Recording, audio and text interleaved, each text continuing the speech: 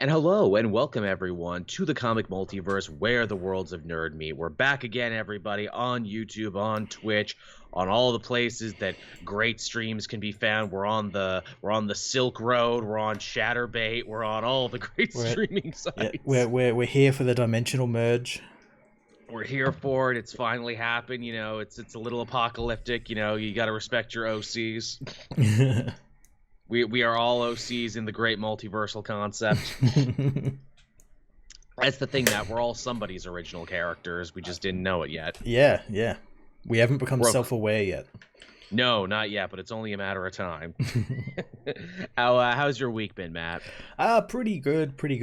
We just today got put back into a week-long lockdown until next Sunday.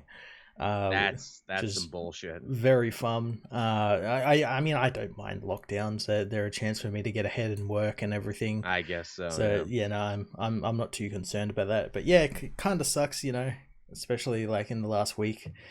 With everything else that's gone down in the world, be it for real shitty gaming companies fucking over their staff, or Fortnite streamers raping kids, or this was a hell of a one. Chris Chan doing something unspeakable to his mother. Yeah, something so bad that if we say it, YouTube might demonetize us just for saying it. Yeah. That bad. It's so bad that he got arrested for it. Yeah, that's the end of Christery, everybody. The prison saga. Oh, the prison saga. Holy shit. You know, for people who don't know who Chris Chan is, it just sounds like we're talking fucking gibberish. I'd say look it up, everyone, but at the same time, maybe don't. Oh, maybe do. No, do it. You won't regret it at all. There are a lot of very comprehensive videos on the internet's most interesting individual, Chris Chan. I like the Ben Saint series, and who were you saying? Samuel something? Yeah, Geno Samuel with his still ongoing 49-part saga. Wow. It's a college course, I tell you what. Oh, it is. Hey, you know, at least, you know, it's sucked evenly all over the place. You're going back into lockdown. I know a bunch of places in the States are bringing back their mask mandate, and the head of, like, the Canadian Health Organization was basically like, I think we're going into a fourth wave now, everyone, because no one is getting vaccinated quick enough, so fuck. Oh, no. So, you know, it's one of those things. But on the upside, though, I started watching that Kate Winslet murder mystery, the Mayor of Eastmere or whatever. Mayor of Easton something. Easton, yeah, thank you. See, I was saying it wrong forever. I thought it was Mayor of Easttown, like, so Kate Winslet's a mayor who solves murder mysteries, huh? No, she's that's a quirky not it. mayor who solves murder mysteries when she's not, you know, kissing babies and yeah, wow. You know, opening hospitals and whatnot. Yeah, cutting ribbons. Yeah. Yeah, completely different show. Oh, her name is Mayor, Mareok. A lot of great Philadelphia accents in that show. Go home, HOW. They're putting a lot of O's and W's in words. Yep. But yeah, it's good shit. I dig it. Oh, I got to check out Jungle Cruise that came out this week. Oh yeah. How was that? It was fucking awesome. It was fucking Indiana Jones and the Mummy, like, and Pirates of the Caribbean all rolled into one, and it was fun. It was so good. Which are all things I like. I feel like that one got mixed reviews. Like, you either loved it or you hated it, but it definitely sounds like something I would probably enjoy. It did what I wanted it to do, and that is scratch that Indiana Jones itch. It did that perfectly. It's been a while. Ooh, we got in the chat already, Jhan LM. Hey, Joel and Matt. How tall are both of you guys? Also, do either of you use Letterboxd to keep track of the movies you watch? I think I've said it before. I'm about 6'1". I'm 5'9", 5'8.5". Do you get the same problem I do whenever I go out to cons? People always say, geez, Joel, you're taller in real life. A little bit, yeah. And I'm like, well, you only ever see me from the waist up on camera, so I could be anything. We don't have those fans that they see our background and they'll be like, okay, that poster is such height and his head is this height, so he has to be this height. They can sure lock it out there. No, and also to answer your other question, no, I've never used Letterboxd. I know lots of people who do, and I'm just like, I don't need another app to keep track of. Yeah, I use my mind to remember which movies I've seen. The original Letterboxd, the human mind.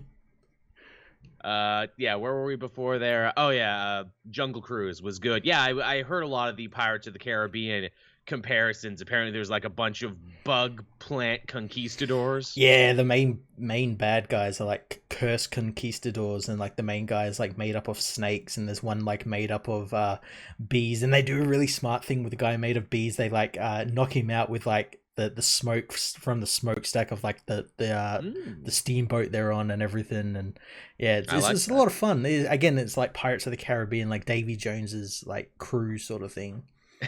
Which is funny too because it's based on another Disney ride where it's like, wait, was this like a script for a Pirates of the Caribbean movie they ended up reusing?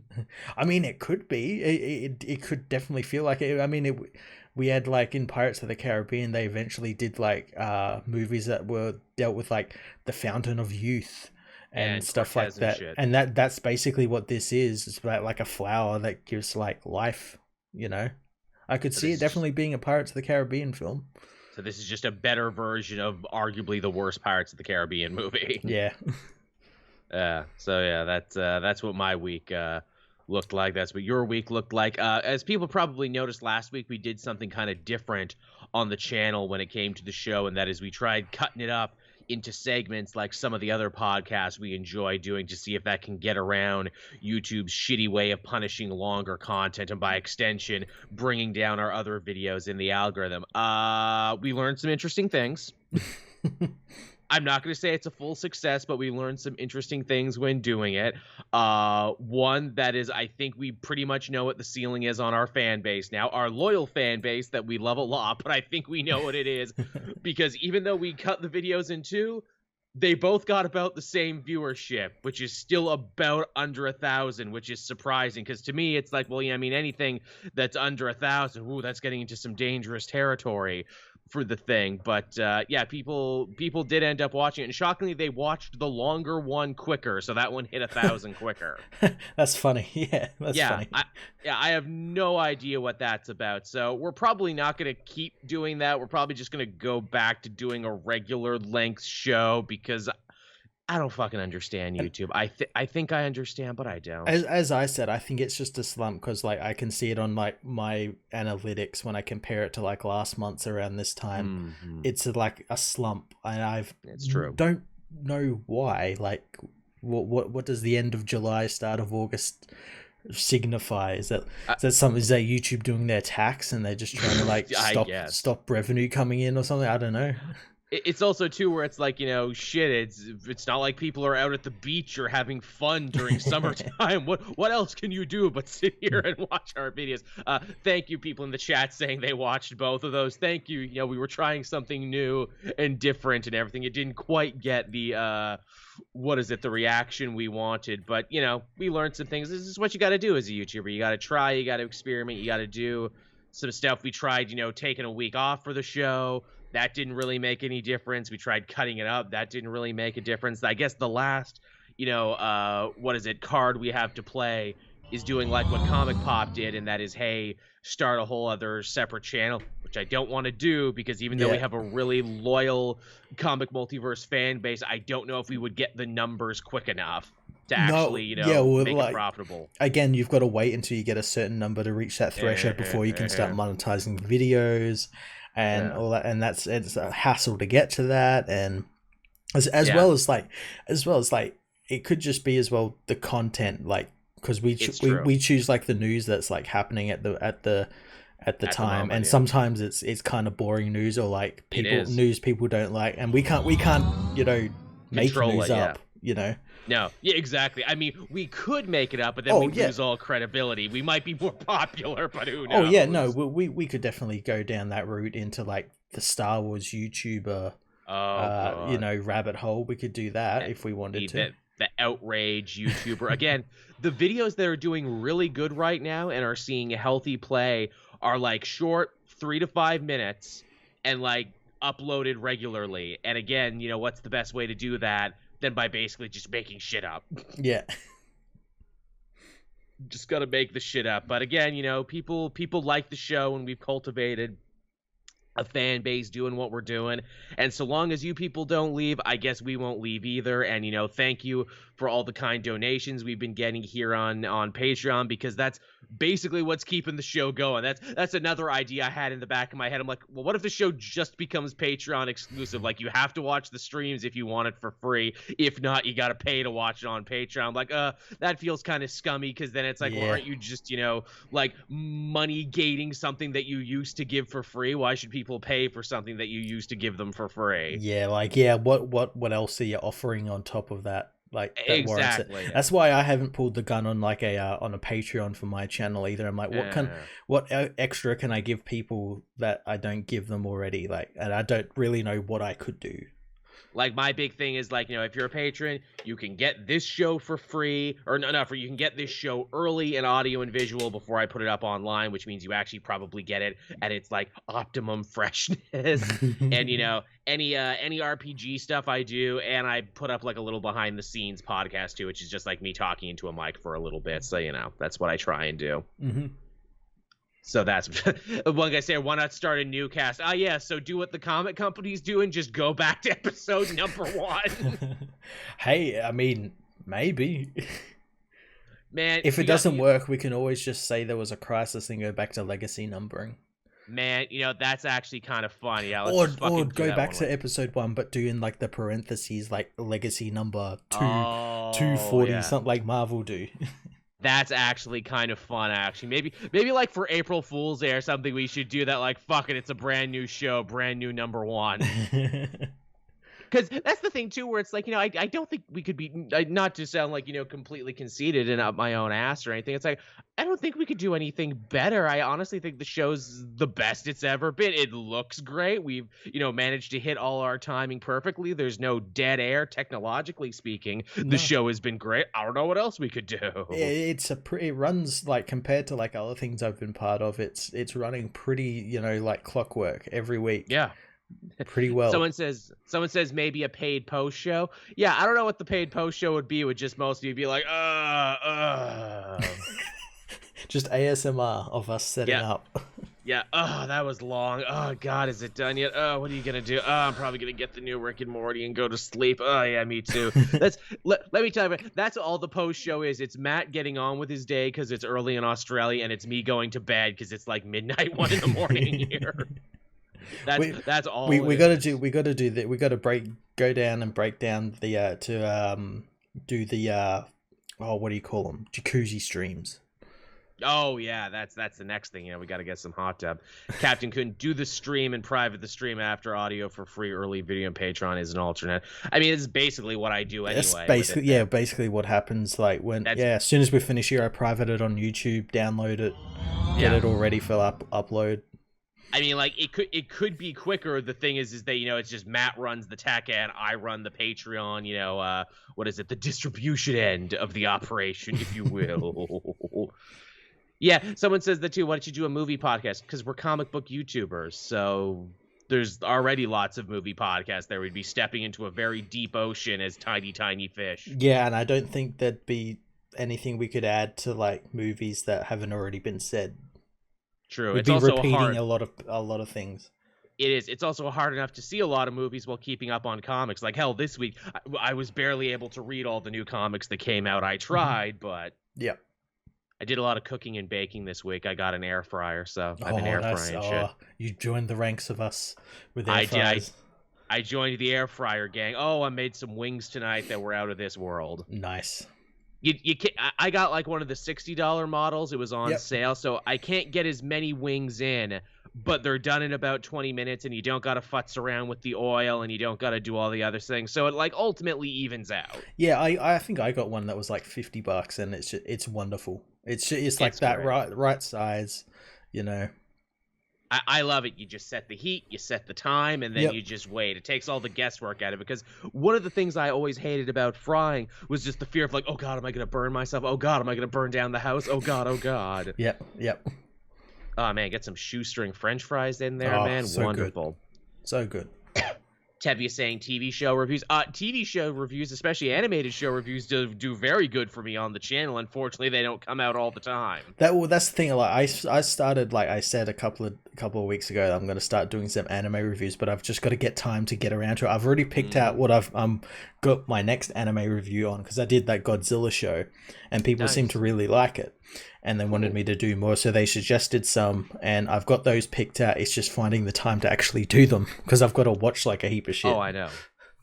What is that? I got a thing coming out. I'm doing a secret identity on Peacemaker. I'm doing like all the different alternate versions of Peacemaker in the DC universe, and I want to have that out by next week for the Suicide Squad movie. But goddamn, that stuff is hard to do, because I got to research it and write it, and then I got to record all the little cutaways and everything and edit. It's like, God, I have no idea how guys like Thorgy and NerdSync, turn this out like they do. At least with comic reviews, that's quick. That's 3 to 5 minutes. I read it. This is what's going on. This is what I know. This is what's up. Yep.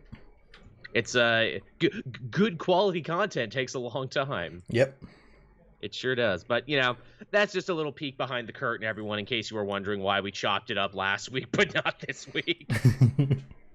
So we're just going to go back to doing it how it is. And again, just, here's hoping we'll get over 1,000 next week. But if not, it is what it is. Yeah, we'll see. Yeah, I as I said, like the bigger things that like we've got Fandom coming up.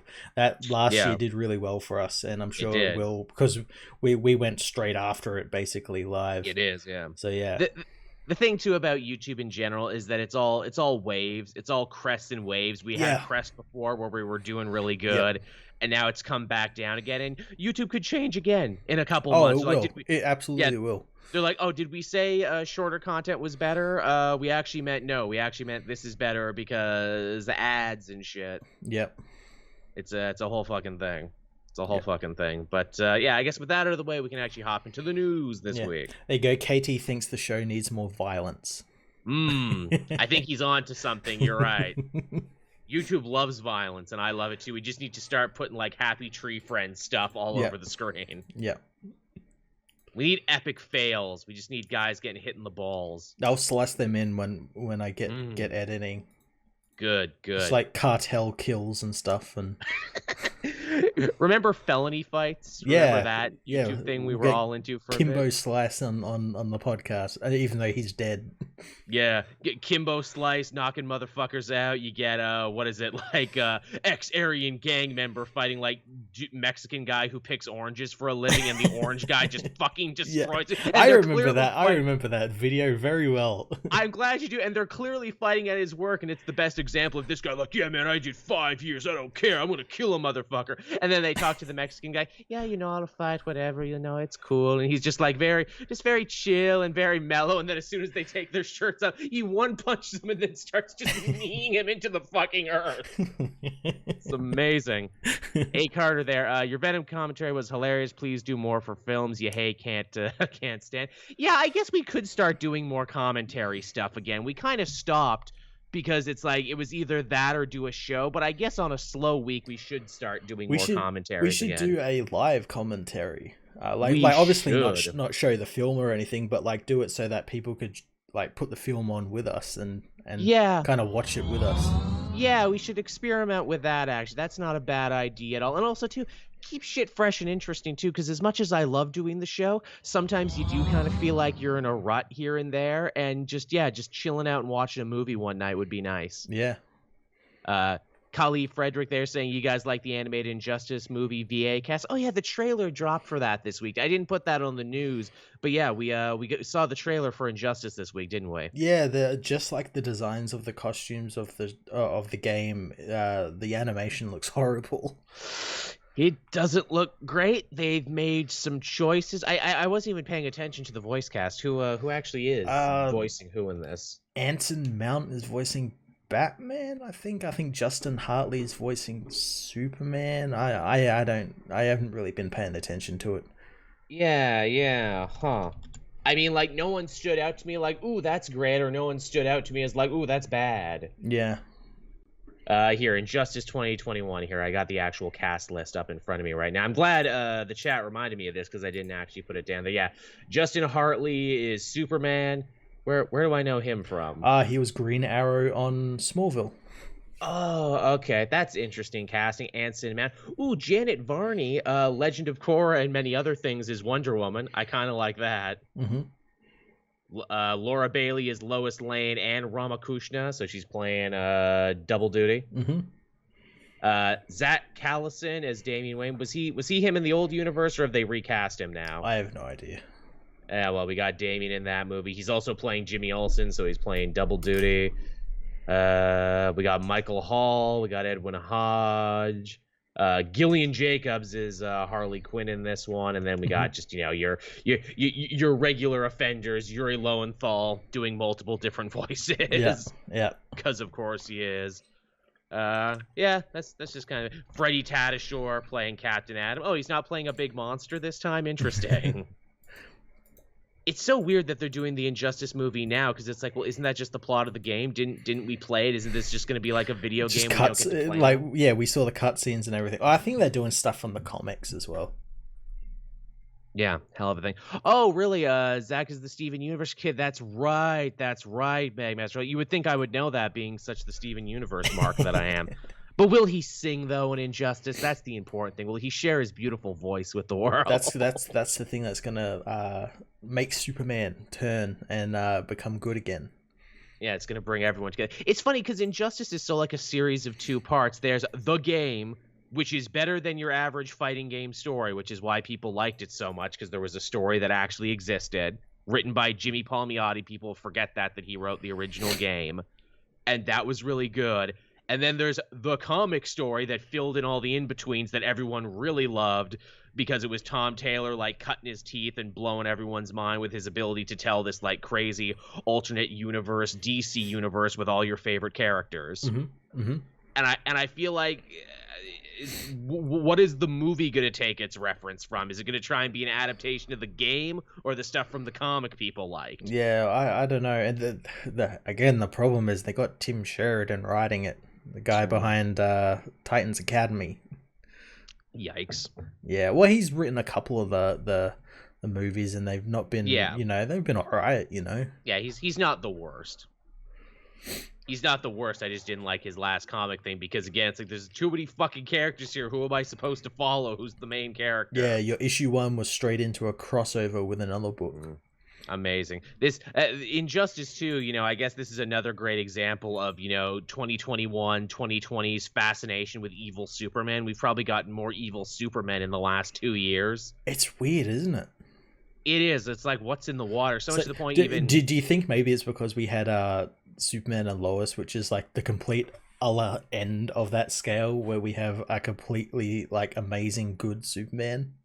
I mean, if anything, that's like the cure for it, that's like the weird, outlier where it's like, oh, well, here's Superman really acting like Superman, but meanwhile, we got like freaking Omni-Man over here, we got Injustice Superman, we got all these evil Supermans, we got freaking black-suited Superman, Nightmare Superman from the Snyder Cut. It's like, what is this obsession? I think even like Grant Morrison weighed in on it in an interview, and they said, why is everyone so fascinated with turning Superman evil? Oh, why? Because his wife died, and that made him sad. My parents died, and that didn't make me go crazy and want to kill everybody. Yeah, he made the great point as well. It wouldn't have been one thing that changed it, which it was in the comics. It was like that one thing that changed him, and it wouldn't actually do that. Yeah, and that's why Injustice is good, because we've seen so many stories about an evil Superman, but why Injustice works is you get to see the slow, steady decline, the bad choice that leads to another bad choice that leads to, for the greater good ideology, and by the end it's like, and this is how tyrants are made. Yep. Again, it's those comics by Tom Taylor. Yeah. Like, none of that shit's really in the game. No. I mean, hell, even something great like, the Justice Lords from the animated series, that you start that like two-parter in an alternate universe where Superman kills Lex because he has no other choice, and because Superman breaks bad, it has this ripple effect through the rest of the universe and everything, but you never saw how we got there. Yep. Though actually, I think, when Kyle Higgins was doing those Batman Beyond, Justice League Beyond 2.0s, we did actually get to go over to that universe, and we saw the fallout from it. It was quite interesting. Yeah, okay. How Lord Superman and Lady Wonder Woman had a kid, and they named him Zod. No, of course, of course. Yeah, they named him Zod, and it was actually very. It's been so long since I've read those stories, but I remember them being super awesome, and like almost kind of like a little injustice-y before Injustice. Yeah. But Well, that's all that evil Superman is. It's like Injustice, like before Injustice happened, but like Injustice was the thing that refined it. Yeah, absolutely. To where it's like, okay, let's actually take this idea to the next level, you know? Yeah. So thank you for bringing that up, chat, because we weren't going to talk about that. Now that's become such a good part of the show. Yeah. Our first official story this week is actually a feel-good story to get us nice and away from evil Superman and death and destruction and totalitarian states. Jim Lee has managed to raise over $800,000 for comic shops with his 60 and 60 sketches that he auctioned off. Yeah, good on him. Very good on him. I feel like during the beginning of the pandemic, that was such a bigger deal where it's like, well, what about the fate of comic book shops? You know, what about the fate of, you know, all these brick and mortars, this, that, and the other? You know, are they just going to be left to die and be eaten up as so much of American industry seems to be now in this unprecedented pandemic? And good on, you know, Lee here for actually trying to fight and trying to help there by, you know, using his amazingly, gifted talent that he has. Absolutely. Yeah, this is great. Like, I'm not the sort of person who buys like super special art like this, but if I was, I'd probably really want to own an original Jim Lee sketch. Oh yeah, definitely. Jim Lee would definitely be something I'd want to own. Jim Lee and like a Chris Sammy and just relating back to a story we're going to talk about later, a Jock piece of artwork, something like that. We got a lot of Jock in this episode, everyone. Don't worry, we're going to be talking about that. That actually has me thinking now. What is it? I'm actually on eBay right now. Jim Lee original sketch. Let's actually see what the going price on this one is on the street. Probably 1,500 or something. I should. That's a good guess. I should also probably spell the word sketch right. It's probably a good idea. It's a good thing no one has to know how shitty my spelling is.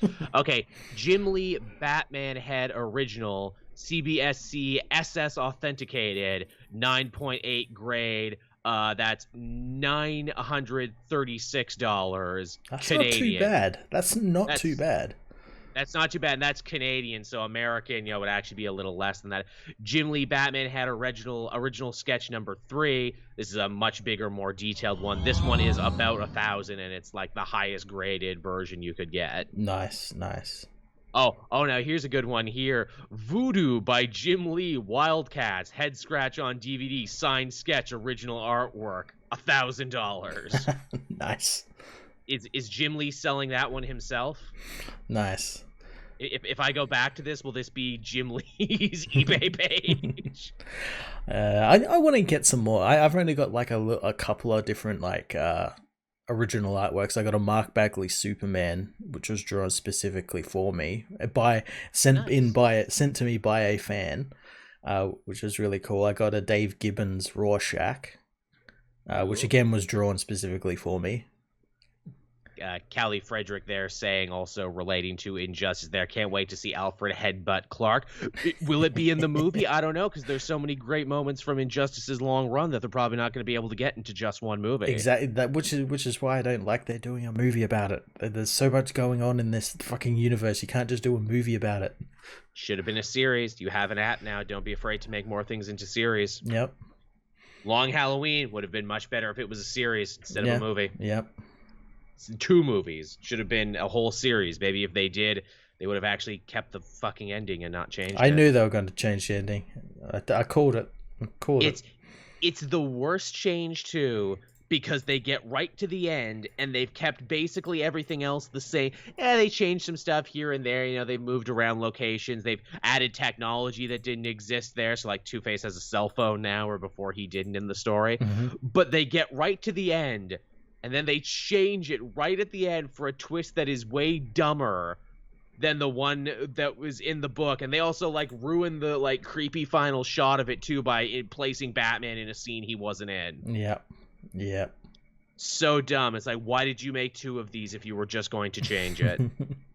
what the fuck was the point? The best thing is, as well, as like, I think like a week before the movie came out, Troy Baker came out and said like, oh, the ending's changed, and it's like, oh well, thank you for telling us that this has all been a waste of fucking time. I do not get it. In fact, like that ending was such a slap in the face. If anything, I love the 2 Dark Knight Returns movies they did even more now than I did before, because it's like, yeah, they kept it so close to the original. Could you imagine if they tried to do this now and they tried to change it? Yeah, well, I was thinking about that actually the other day. So it's like, that's like the last one that's like a 2-parter that was kept like perfectly in pure adaptation. Everything since then has been like completely changed. Like they did like Death of Superman in 2 films with Death and Reign, and they changed everything about it. Yep, and it's horrible. As Bizarro Critic Inc. says, the ending bugged the crap out of me since it missed the whole point of why Long Halloween is important to Batman. Yet in one scene, they managed to completely fumble one of the major reasons about why that story is the way it is. I don't understand it. They have the comic there in front of them. They can see it. Yeah, why did you feel you need to change it, and not a change for the better? Like, this is literally a change for the worst. Well, I don't know if you could even change it for the better, because it's pretty good as it is, works excellently the way it is. Yeah. It really does, but I digress. Freaking we'll be sitting here talking about Long Halloween and the stupid adaptation. Hey, that's what we should do. We should watch, some of the animated ones again there. We should watch, Hush, and we should watch Gotham by Gaslight. Oh, well, let's watch Gotham by Gaslight, man, because I didn't actually finish it. It's short. I think it's a shorter one. Yeah. Like, literally in that one, you're in trouble in the first 5 minutes, where it's like, oh, the guy who's supposed to be the killer isn't here in the first 5 minutes where he is in the book. Fuck. Yep. Oh, you guys are just making stuff up now. You poor bastards. You're making stuff up now. Alrighty then. So our next story here, again, as Matt said, involves Jock, but not the first time we're going to talk about Jock. This is a Jocktacular on this episode. It was announced this week that he is going to be writing and drawing a brand new 3-part Batman miniseries for Black Label called Batman One Dark Night, but night is spelled the way you think it is. And another Batman book for the Black Label, the Bat Label. It's been about 3 whole minutes, Matt, since we got a new Batman announcement for Black Label, and here it is. Good. You see, I was worried for a second. I was going to send out a search party. Yeah. What are these stories doing different from one another? They're nothing. Like, they're all like this. They're all the same Batman story. It's dark, but it's not dark enough to warrant like them putting it on Black Label. The only darker thing is that the swear words aren't bleeped out. Censored, That's literally like I was reading the second issue of Batman Reptilian the other day, and like it's a good book. I really enjoy it, but I'm like, nothing really in here that you could have just done this as just like a normal book, not a Black Label book. There's like nothing really in here that's bad. I mean, I guess you could say it's like artist forward, where it's like, oh, we're letting Jock write and draw this, and I'm like, well, he's written and drawn other stuff for you. Why do they need a label for that? Yeah, where it's like, oh, but it's in a prestige format. It's like, oh, so he can draw in bigger pages. Yeah, cool. Make it hell for us when we come to review it. Yeah, that like literally, I'm like, that sounds like something the artist will enjoy, but no one else will really give a shit about. Yeah. Oh, the book is square. Ooh. Oh yeah, finally.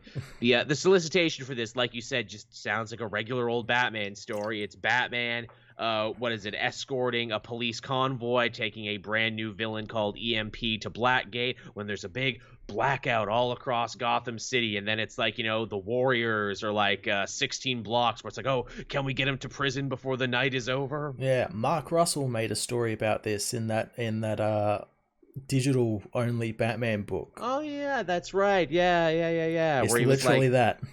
Yeah, where there was like a dirty cop and it was a heat wave and everything. he was carting the hero, the dirty cop around town, and they switched it out with Nightwing and Harley was after him, and all the villains were after him. It's literally that.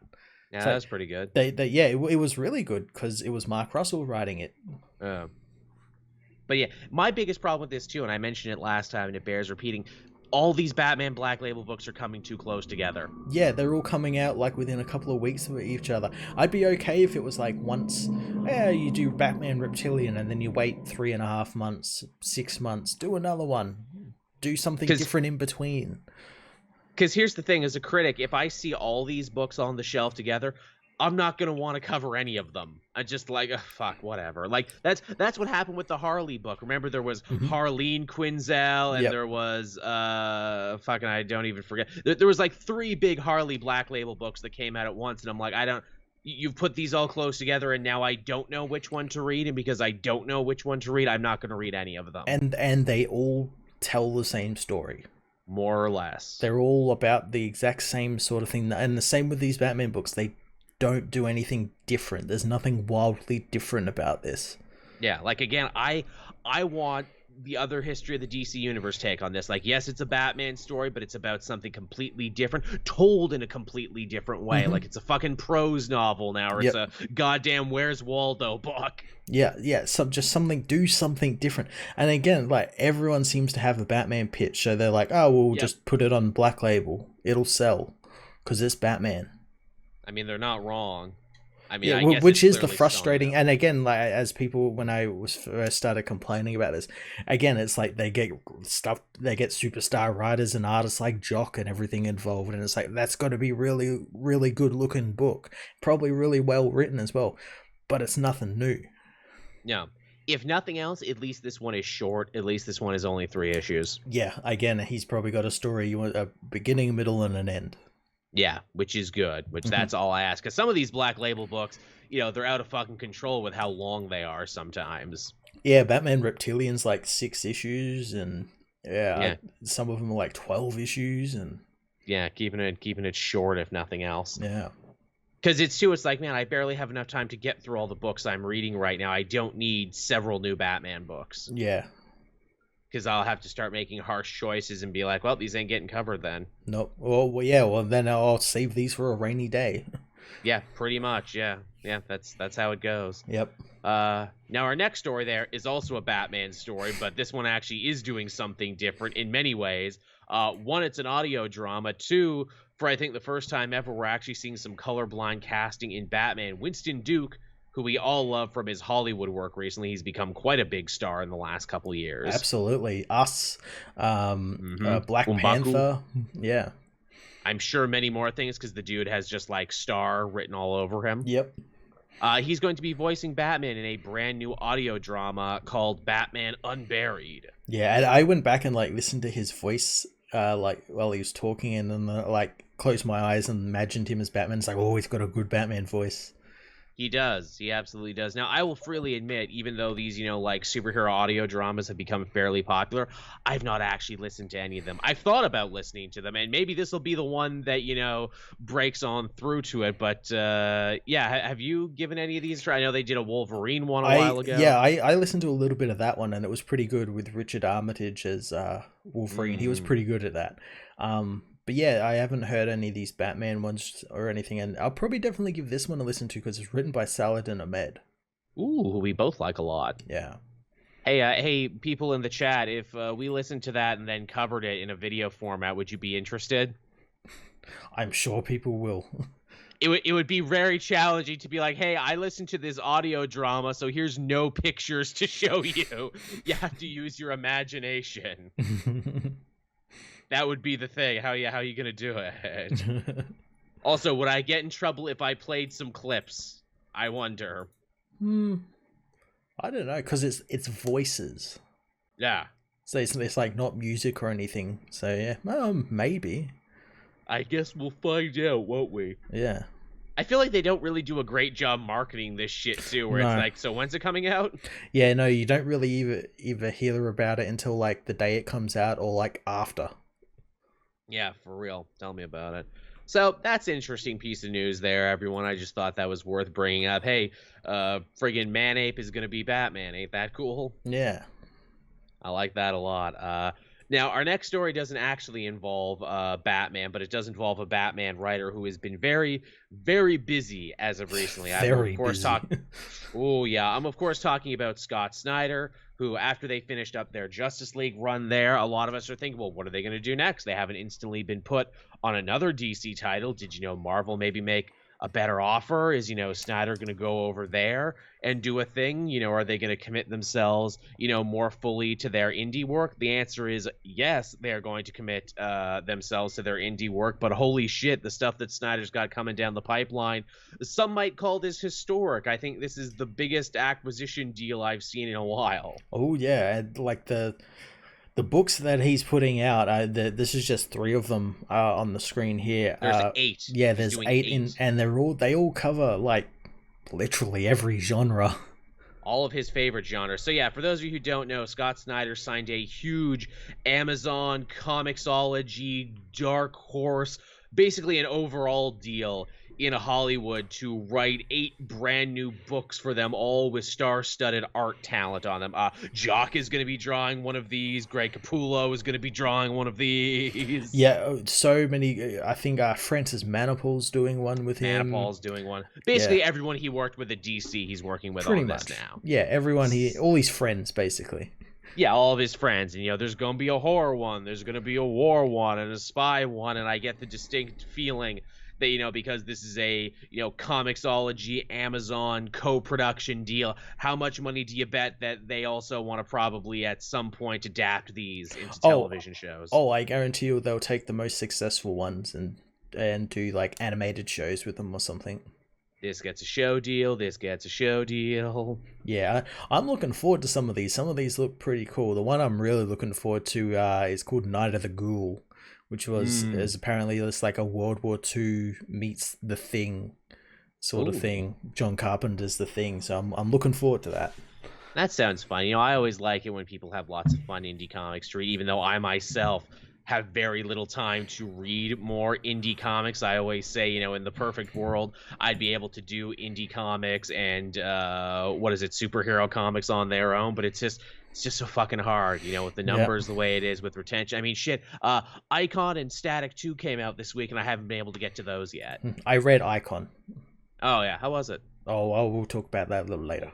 Yeah, true. Just don't give it up, Joel. Now, Joel, you gotta go wait till the end of the show. I breezed through it, actually. I didn't read it, but I was sure to look at all the art and everything for it. Yeah. But, so good on Snyder here. Looks like, if you like indie comics there, your cup is literally runneth over.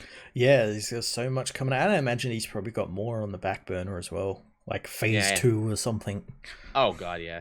And he probably made a nice hefty chunk of money for this. Because, again, this is probably the biggest overall deal in comics I've seen in a long time. When was the last time you heard this? Where it's like, oh, yeah, I just don't have one comic coming out. I have 8 comics coming out. The chat's reminded me the last time you'd probably heard about that's probably Mark Miller and Netflix.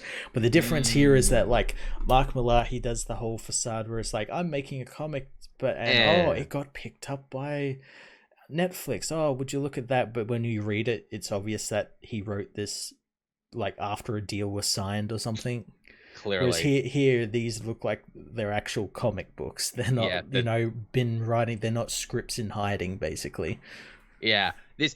Perhaps this is, a delayed reaction to, what we've been saying forever about how, the major media corporations, your Warner Brothers, your Disneys, appreciate DC and Marvel because they are these IP farms where it's like, okay, keep making things so we can make the next big TV show and movie off. And maybe this is Amazon getting ahead of it, where it's like, okay, people like you created stuff in Batman that actually stuck around.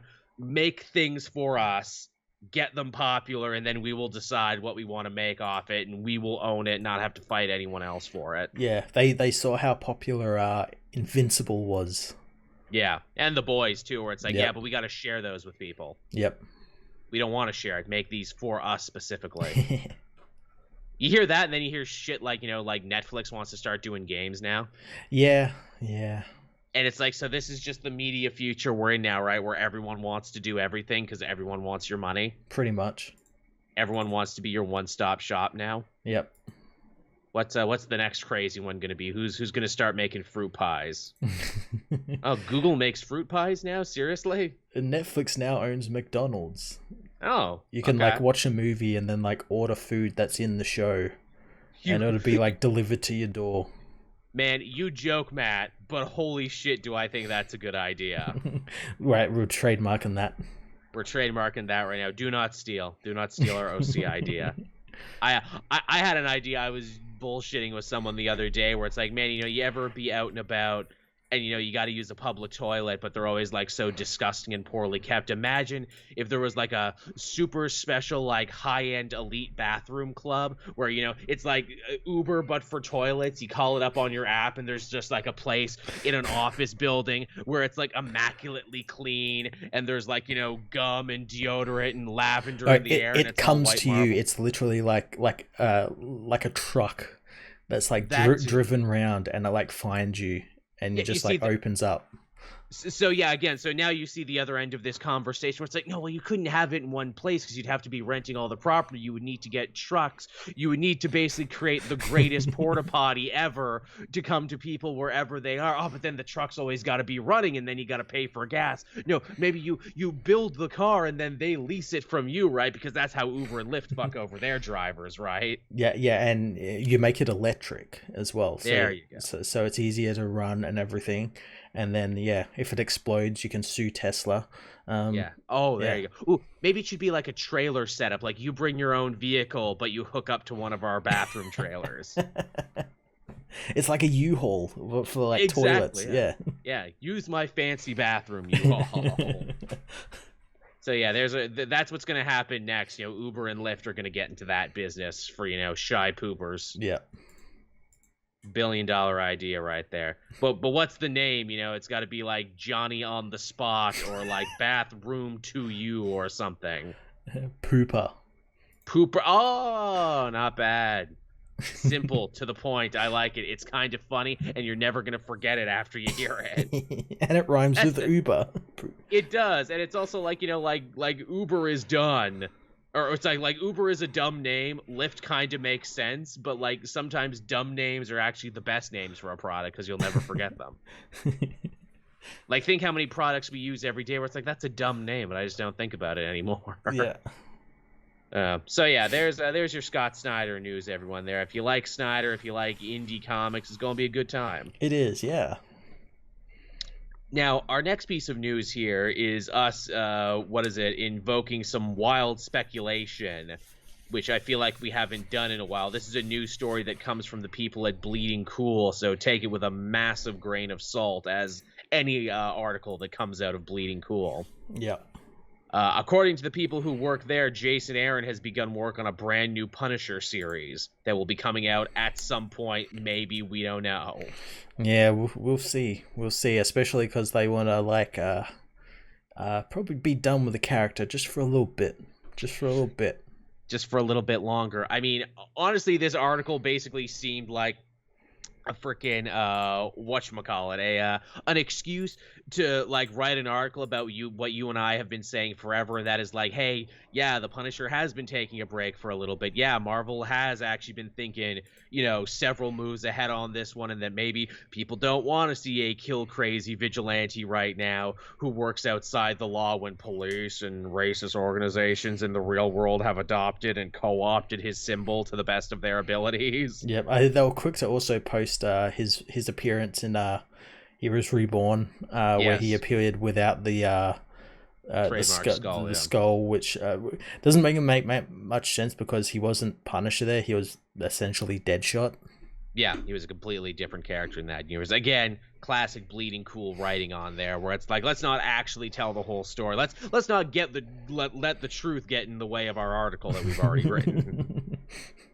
But yeah, I mean, would I like to see a Jason Aaron Punisher story? Absolutely, because he did it before. He wrote like the second Punisher Max that wasn't Garth Ennis, which was actually really solid. Yeah, I'd love to see it again. Yeah, I would definitely love to see it again. My question is like, why would Aaron want to do it again? He's already writing Avengers and shit. Maybe he's bringing him into the Avengers. That would be weird, but kind of interesting and kind of enough to get me back into Avengers, where it's like, all right, let's fucking see how this goes. Because Punisher is technically already on the Savage Avengers, but he stopped showing up there at a point. He stopped taking the calls. Stopped taking their calls, which is very in character to Frank, I mean. But still, at the same time, it's like, ooh, wasn't he like a poster child for this series when it started? Yeah, and now he's not in it anymore. I'd just like to see Punisher, just because I'd like to get like a follow-up on that Matthew Rosenberg series, which was great, which ended with like Punisher dying, quote unquote. He faked his death and everything, and like where did Frank go after that? Because he just fell off the radar for everyone. Yeah, like Frank the Lost Days.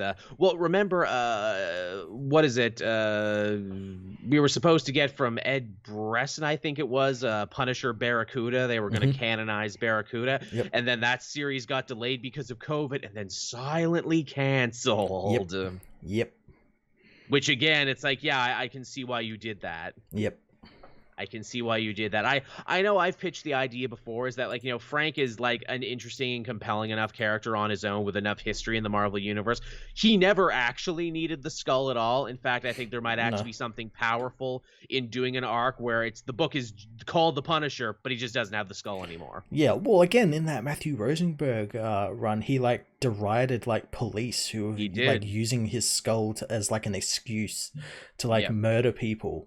And you could just continue on with that. Have him hunt down people who stormed the Capitol and everything, and deride them for using his symbol.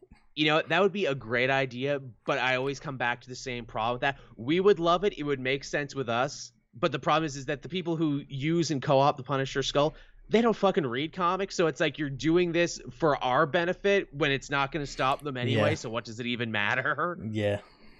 With the Punisher, you're really in this ultimate no-win scenario because racists are dumb, neo-fascists are dumb. They've decided they like the skull now and they're going to keep using it. So it's like, what the fuck did you... Ironically, when we talk about Captain America this week, it feels like Captain America has had several runs in a row now where it's like, hey, stop using the symbol of the shield. Stop using me as a symbol for evil and everything. I don't stand for any of that. Maybe Punisher could have one of those stories, though. It would actually be pretty cool if, Punisher was involved in that United States of Captain America story. He was the Punisher at one point. Yeah, it would be pretty awesome. And as well, it just goes back to, Frank's, utter respect for Steve Rogers and, everything he did. I think that would be pretty cool. Yeah, absolutely. I mean, shit, it's also too, it's I feel like they leaned as hard into that as they could in Secret Empire when Nick Spencer's no, he would be a Hydra sympathizer, and he'd follow Captain America into anything because he loves Captain America too much. And then they had to quickly run it backwards. No, now he's only fighting Zemo and Trump Fisk and all these evil cops and everything. We gotta walk that back really hard, and they did. And then it's so we walked it back for nothing. Yeah. Yeah, I do think there'd be a really powerful moment if you have a Proud Boys-esque group in the comic being yeah, we love the Punisher and what he does, because they've told this story before where Frank has fought other vigilantes who worship him, and they're yeah, we love the skull, yeah, we worship the skull and everything, and have Punisher shoot them in the face and then take off his shirt and everything. It's it was never about the symbol. I never needed the symbol. No. I'm so much bigger than the symbol. Fuck you for thinking you could take it from me. It doesn't mean shit to me. Yeah. Because nothing means shit to me, because I'm Frank Castle and I'm the ultimate nihilist. Yep. I think there's definitely something in there. Someone said, yeah, why doesn't he just become a War Machine again? That was a cool costume. I like the War Machine costume. Yeah, it was pretty good. Hell, I saw, some pictures there from that Punisher 2099 they did when they were doing 2099 stories again, and he was a Power Ranger robot. Yeah, I just because it would piss off some people, I'd love for them to bring Frank back and he's got the skull on, but it's the rainbow LGBTQ flag. It's the trans flag. Yeah, yeah.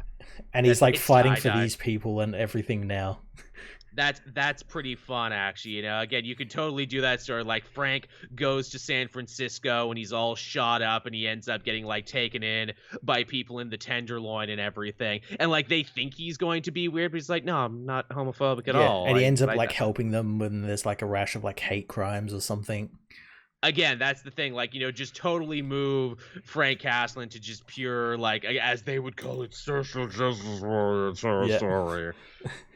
But again, it's like, you know, that would piss them off, but it's like, but it's clear they don't read comics though, so it's like, again, but you're forgetting that like Fox News will take that page of Frank showing them the new symbol and everything and like run with it.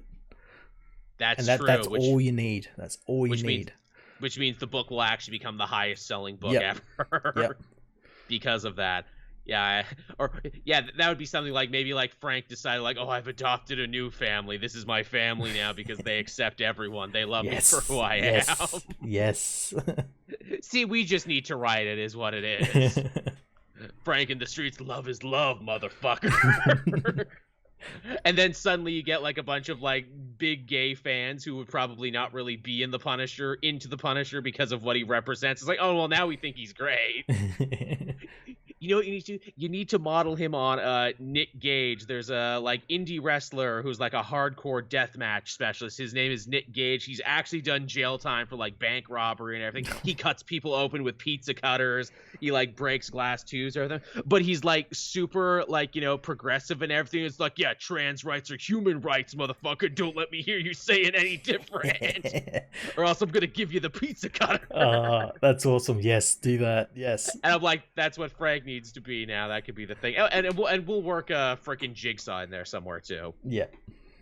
We'll work him in there somewhere because why not?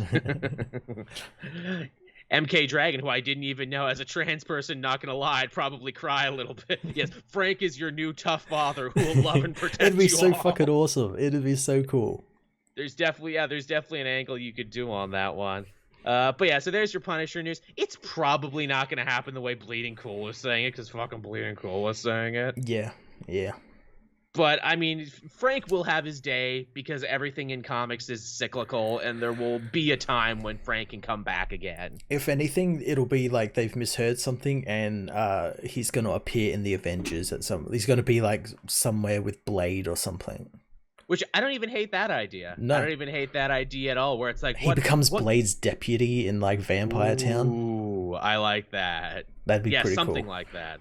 Because, yeah, it's like, Punisher, he's not really a team player, and it's like the Avengers deal with, like, world stuff, and he's like, nah, I'm, like, too busy killing people and shit. I'd love if he just joins the team. It's like, what do you bring to the team?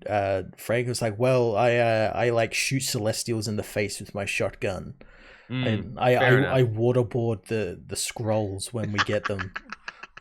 Yeah, because that's the thing. It's like you either go, there's like only two ways you could go with it with Punisher the way he's, you know, being viewed in the pop culture subconscious now. You either go full superhero with him now, where it's like, yep, I'm wearing the black onesie now. I'm an Avenger for the first time ever in my life. I fight the good fight for every person, so, you know, fuck you who are co-opting my symbol, because the Avengers love and accept me and have brought me on. And maybe I'm relaxing my kill thing, like I punish people, but, you know, maybe it's like rubber bullets now or something. Or you go the other way completely, where it's like, I am such a crazy fucked up murderer now, like I will never be accepted by the superhero community again. In fact, I am forever on the run from them now. You know what would be really fucking cool? He gets tired of like all this shit happening on Earth, and he ends up like going like, fuck it, I'm going to fucking planet Araco, and like I'm gonna like brave the fucking solar storms and shit just because I'm Frank Castle. I'm gonna like engage in like endless fights with like these mutants. It wouldn't even be the first time they've done cosmic shit with the Punisher. He was an angel for a bit. He like went to like the 9 realms and punished like ice giants and shit during that like Thor event. So like it's not crazy. You can absolutely change the genre with like, okay, it's not film noir anymore. The Punisher is a cosmic book now. Yeah, I'd be totally cool with that. Or the Punisher is a horror book now, like you said. For some reason, he has to help Blade out, fight paranormal crimes. He goes and joins Scourge in the search for, like, big guns or something. Or something like that, yeah. Yeah, Scourge. There was a storyline that they ended up dropping. Yeah, Scourge. Oh, well, no, Scourge was in Beta Ray Bill. He's dead. He's dead. He's in Valhalla at the moment. You said Scourge. I'm thinking of Scourge. C, not a K. It all sounds very similar. Because that guy was also a very Punisher-esque Marvel character, you know, justice served. Yeah. Hey, that's what you do. It's too hot to be the Punisher. I'm just Scourge now. I put on a white costume with the like trench coat and fedora and skull mask, and fucking, I'm just a different killer vigilante now. You know what? That's how you sell a Scourge book. Actually, Frank Castle's Scourge. I stopped being Punisher for a bit. Yeah. Well, again, and like if anything, he's going to appear in like as I said, like Avengers and Blade. Could be in Moon Knight. Could be in Moon Knight, actually, yeah. Because, again, there's, like, rumor that maybe he'll be involved in one of those TV shows, maybe. Yep. That's an option. Yeah, make him Ghost Rider. Maybe that'll be a reason people want to buy Ghost Rider. Yeah, they're making the Cosmic Ghost Rider again, because that's who Frank Castle is. He's the Cosmic Ghost Rider. That way you still get to write about Frank, but not really. Yep, and you can give him a baby Thanos. Aww. Baby Thanos is the best. Yeah, Punisher versus Sin Eater. Surprised we haven't seen that. Big agree, actually. Big agree. Yeah. Stanley Carter being like, "What's so different between you and me, you prick?" I'm not wearing a goddamn line. I'm not wearing hockey pads. Yeah, I ain't wearing hockey pads. It blows him away. Yeah, people actually like. I'm not a creep. Well, I'm kind of creepy, but I'm not a creep. I know I'm a creep. You don't. Yeah, that's yeah, you think you're on some holy mission. I know exactly where I'm going. Hell, have they told that? They did Wolverine and hell, Punisher in hell. Frank Castle dies, and it's like, cool, I'm in hell now with all these evil souls. I'm going to kill them again. I'm going to kill them, like, properly dead. I'm going to kill the devil. Hey, all these people I've killed over the decades I've been alive are here. I got to kill them all again. I get to kill them all again, and the final boss is like the people who killed his family before eventually he like kicks Mephisto's ass. It's like World War Hulk, but with Punisher, the Punisher in hell. That's how all this Mephisto stuff that like the Avengers and like Spider-Man is dealing with is gonna be like third act, and like the door's gonna get kicked in, and it's fucking Frank Castle, and he just like blast the fucking devil with a fucking 12 gauge. You could bring back the mercy bullets and the angel gun and it wouldn't be stupid. Frank's like, I was saving this for such an occasion. I never thought I'd get a chance to use it. It's my last angel bullet. And if anyone could do it, it would be Nick Spencer. Oh my god. Like, yeah, Mephisto's like, yes, my evil plan is good. I will steal Peter Parker's marriage for the second time. Frank comes up behind him with garrote wire. And that's the story of how Frank killed the devil. Then he goes to the place below all. Now I'm going to fight the one below all. I love that, actually. Cosmic deities just running from the Punisher. Oh no, he's too hardcore. That's the thing. He's done with like all the fucking drug dealers and gangbangers and everything. He's going for like gods now. I am fighting sin at its very root causes now. Yeah, I'm going to go fuck up Odin. Yeah, really, come here, you big bearded bastard. Come here. Yeah, exactly. He's just Doom guy at that point. You're absolutely rip and tear. And tear. Now, believe it or not, we have one last story this week, and this one is unfortunately not nearly as fun as Cosmic Godslayer Frank Castle is. This actually involves the very exciting, very pulse-pounding world of Hollywood contractual disputes. But this one is actually legitimately pretty huge. In case you didn't already know, Scarlett Johansson is actively suing Disney right now over Black Widow's digital release. And boy, did I not see this coming. And boy, did this actually end up snowballing in a bigger way than I ever thought. It snowballed in a way that, I did not see coming, mainly because like a bunch of other actors and actresses all got involved in it's like, hey, I'm going to sue my company now. We got like Emma Stone and Gerard Butler and probably some other ones I'm missing. Maybe Denzel at some point. Thank you, Kali Frederick again. Punisher meets Kratos. Yeah, Punisher is Kratos now. Yep, that's what it would be. Yeah, and he's covered in the ash of his like families and everything. Yeah. But so for those who don't know, to cut the long and short of it is Scarlett Johansson had a contract with Disney, as with all actors do when it comes to big movies and everything. And the idea was that they were supposed to release Black Widow in a theater. Mm-hmm. They weren't supposed to do the day-and-date digital release, but they did it anyway. Yep. And that's bad. That breached a contract, like, full stop. And when when they asked them about it, it's like, well, why would you do that? Why would you breach a contract? They gave probably the worst answer they could possibly give, where it's like, oh, you just gave up any, ground that you could potentially be a good guy in this situation. What was the excuse they gave, Matt? Something about, like, it's because they basically blamed the pandemic. They blamed it on COVID. They're like, in these trying times, we wanted to release it both ways. Yeah, and it just boggles my mind because, like, something like this, because, like, they forecast this happening because, like, this movie got made in, like, 2019. Yeah.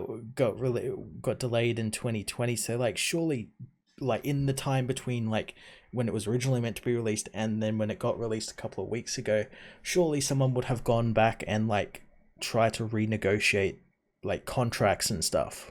Yeah, that's the point. If they wanted to do it, they had to renegotiate. It's as simple as that. And in fact, and again, I wonder, I can only assume more of this is going to come out now that this became a story. Early on in the pandemic, like early in 2020, when this was happening, you and I were talking about all the big Hollywood movies getting delayed and how Warner Brothers said, fuck it, we're just dumping all of our movies on streaming now. Yep. And that pissed off a lot of actors and directors then, but then it all got quieted down and no one got mad, which is like, oh, well, they must have reworked out their contracts. Yeah, I think they did. I think, like, with Wonder Woman 84, I think, like, Gal Gadot got paid, like, an extra 50 mil or something, some ridiculous fucking amount.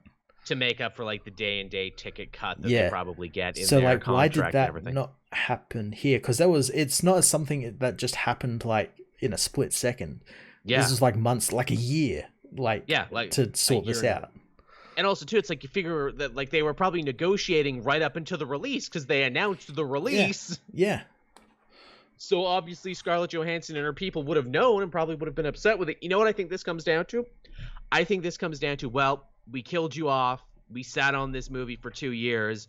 We already cast your replacement, Florence Pugh. We're done with you. We're just done. We don't need you anymore. Yeah. Yeah, we don't need you anymore. Thank you for all the money. Thank you for also saying dumb shit like you want to work with Woody Allen and that you should play any ethnicity there. We're done with you now. But here's the thing. Even if you are done with her, you still gotta fucking pay her, though. Still gotta do the contract, yeah. You can't breach the contract no matter what a huge, massive company you are. And as you mentioned before, this opened up a full floodgate there where Emma Stone and a bunch of other people are like, well, hey, shit, if she's mad and she's sue, I'm mad and I want to sue too. I remember even before this, like a couple of weeks ago, Denzel Washington was all pissed off because of his new movie. They gave it the same treatment. Mm-hmm. They gave it the same treatment, and like, yeah, this is one of those things where it's like, you should have just given her the money, you should have just honored the contract, and now that you haven't, now we're going to see about 100 new lawsuits. Yep.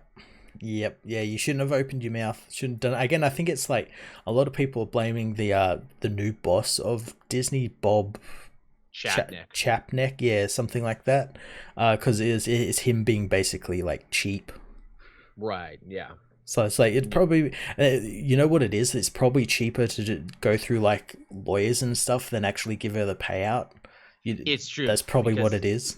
Because at least that point, you're taking some out of her wallet too, because she's got to pay her lawyer, she's got to show up. You make it as hard as possible, and then at the end, when you give a lower amount, they're like, fine, just give me the money so I can leave. Exactly. You tire them out, basically. The classic Disney play. Which is how all litigation works. Captain Kuhn, Johnson's people apparently tried to reach out to Disney, but never got back to them. Oh, that's fucking ice cold. Yeah, again, doesn't make any sense because it's a blatant breach of contract. Also, she's one of your Avengers, one of your biggest things. Didn't you think this would be a PR nightmare? Even if she was your least favorite, even if you were already done with her, didn't you think that this was going to be a big deal? Yeah. Yeah, it's very, very stupid and kind of mean too. Like, even as I brought up, Scarlett Johansson said and did some dumb shit, but you still got to honor your contract with her. That's why you do contracts. Exactly. It's also one of those things where it's like, God damn, if this company is willing to fuck over a rich, famous lady who made them a bunch of money, there's no telling who else they'd be willing to fuck over. As Nova X says, Robin Williams had the same thing happen to him with Aladdin, where he had the genie. He had a contract that stated that like they couldn't use his voice in like marketing or anything for the film because he couldn't take up more of the poster. Yeah, and they completely disregarded all of that, and that's why he isn't the genie in the sequels. That's why you got Don Castellaneta.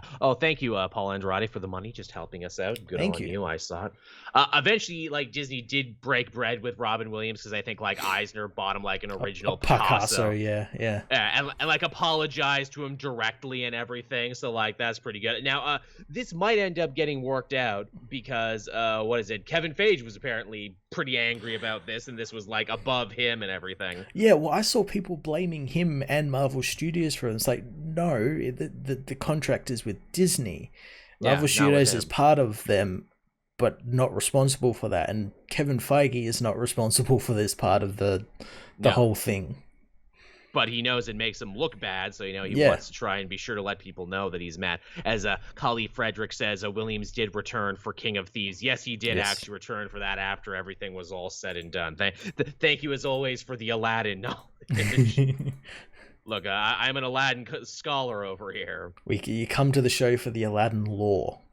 Man, did you know Aladdin the animated series crossed over with the Hercules animated series and Jafar and Hades teamed up? That's pretty awesome. That's a real thing that fucking happened. That's pretty cool. Where it's like, yeah, when Jafar died, he went to the Greek underworld. Why not? Yeah, of course, yeah. Of course, why not? And I'm like, I remember as a kid that blew my fucking mind. Where it's like, why doesn't Disney do more crossovers like this? And then Kingdom Hearts happened, so I kind of got my wish. But yeah, so this is a really fucked up situation that's probably only going to get more fucked up. I bet Chapnick, the guy in charge, feels really stupid now. It's not every day you take a new job and then have it all blow up in your face super hard on like one of your first big decisions. Yeah, well, again, I don't think this is like the first time like he's fucked up something. No, and there's a precedent since Iger left, so is like Iger gonna come back now and be like, fine, I'll fucking come back and just sort the shit out. that is the hot rumor because the floodgates are open now. The talent is in active revolt right now, and you might be getting multiple lawsuits from multiple sides now. Yeah, that's the rumor I heard now too, where that's like, fuck it, bring Iger back because he at least knows these people and can smooth it over. Yeah, and he knew what he was doing. He had good relations with everyone, it seems. So yeah, seemed fairly well liked. Yeah. So yeah, this story will continue to develop, I'm sure. And yeah, I mean, it's a very easy open and shut case. Honor the contract. Give her what you owe her, even if you don't want to work with her anymore. Yeah, it would have been so much easier just to do all that. But again, it's the people that like we don't necessarily always hear about, all the suits and everything, all the petty pinches basically. Yep. Ruining it for everyone, lawyers and whatnot. Oh yeah, and the moral of the story too is like, pay all your people what they're owed. Yeah. Don't try it up. If you don't pay them, you suck. Yeah, it was the week for it. We had the Blizzard stuff as well, which was kind of the same sort of stuff mixed in with like a bunch of really crappy like harassment stuff. That's another thing too about this Black Widow thing. Did they think they could get away with it because she was a woman? It's like, well, we couldn't do it to Chris Evans or Robert Downey Jr., but we might be able to get away with it with her though. Probably. Ooh, that's fucked up, but very, very Hollywood, isn't it? Yep. Let's just see what we can get away with. Let's just see what we can do. Well, people won't be mad. Oh, everyone's mad. Yeah. Oh, but Fallout, nobody liked that. Yeah.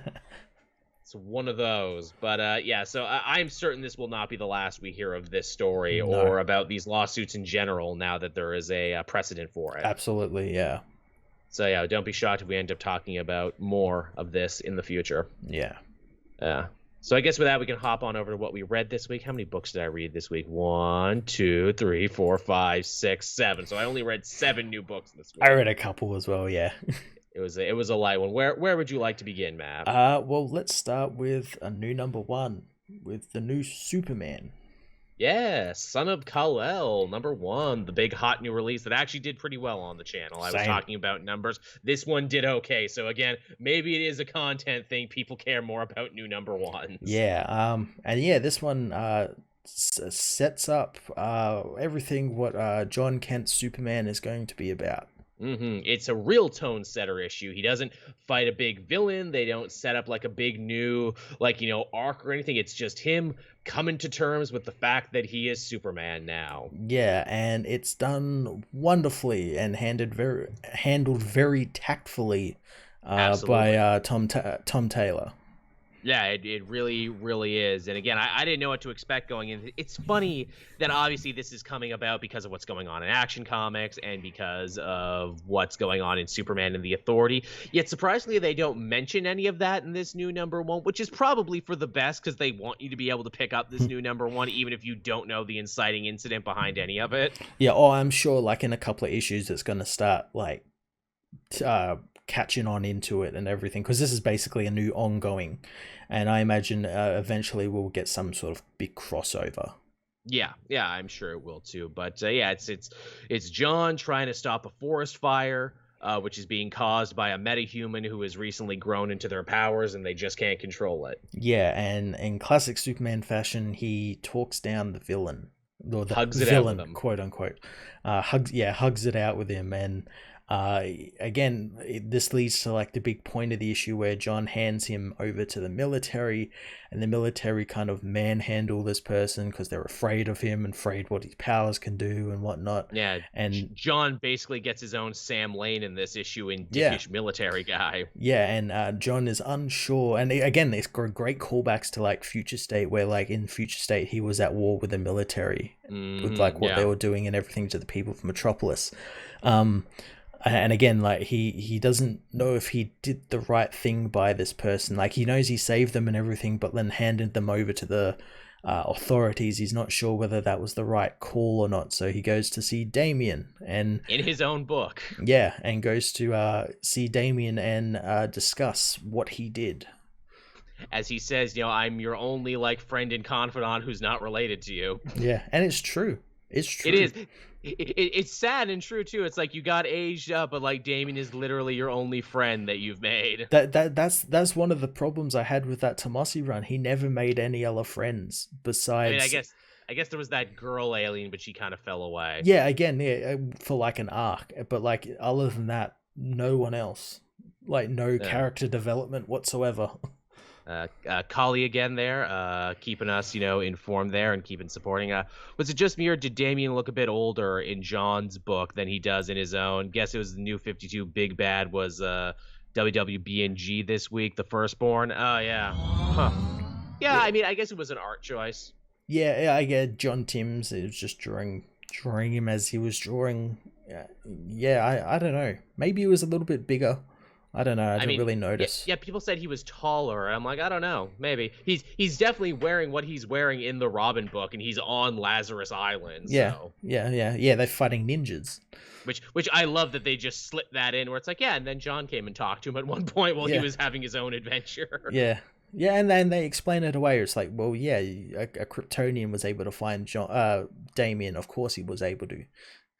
They have a really good conversation about legacy and morality and everything, and John's really questioning what it means to be Superman right now, because he's barely been Superman for like a couple hours, and he's already having to thread the needle of like, oh, am I a weapon of the state? Am I a defender of the status quo? Was my father this way? Can I actually do things better as Superman? Can I redefine what it means? He's only been it for just a little bit, and he's finding it all different, and I love earlier on in the book we get to see John's birth, a more definitive version of John's birth, which is a combination of like the Convergence and like the Superman Reborn stuff and all that. It's funny. I wrongly spoke in my review. I'm like, oh, they went back and completely retconned his origin, which they need to do. They've done it 2 times before this. Then I was reminded, someone in the chat's like, actually, Joel, you covered this new origin in Action Comics 977. And I'm like, fuck off. No, I didn't. I went back and looked up like, oh my God, I did. They just referred to it. We didn't actually get to see it like this, like we did. Yeah. So they're filling in that gap. And there's this great set of lines by Wonder Woman who basically gives John his own version of that whole faster than a speeding bullet thing, which is he's like faster than fate, and he's able to bring us all together and everything. It was great. It was fantastic. It's very nice too. Yeah, it's like this is like John thinking like, I am Superman, but it doesn't mean I have to be the same Superman as my father. I can remix what it means. I can be a Superman for a new era. Maybe I'll be the Superman that actually tries to attack the root causes of crime and criminality and not just spend my whole superhero career punching ninjas. And it will not only like crime and criminality, but stuff like climate change and stuff that is actually affecting the world. How very utopian. Yeah, exactly how Superman should be used.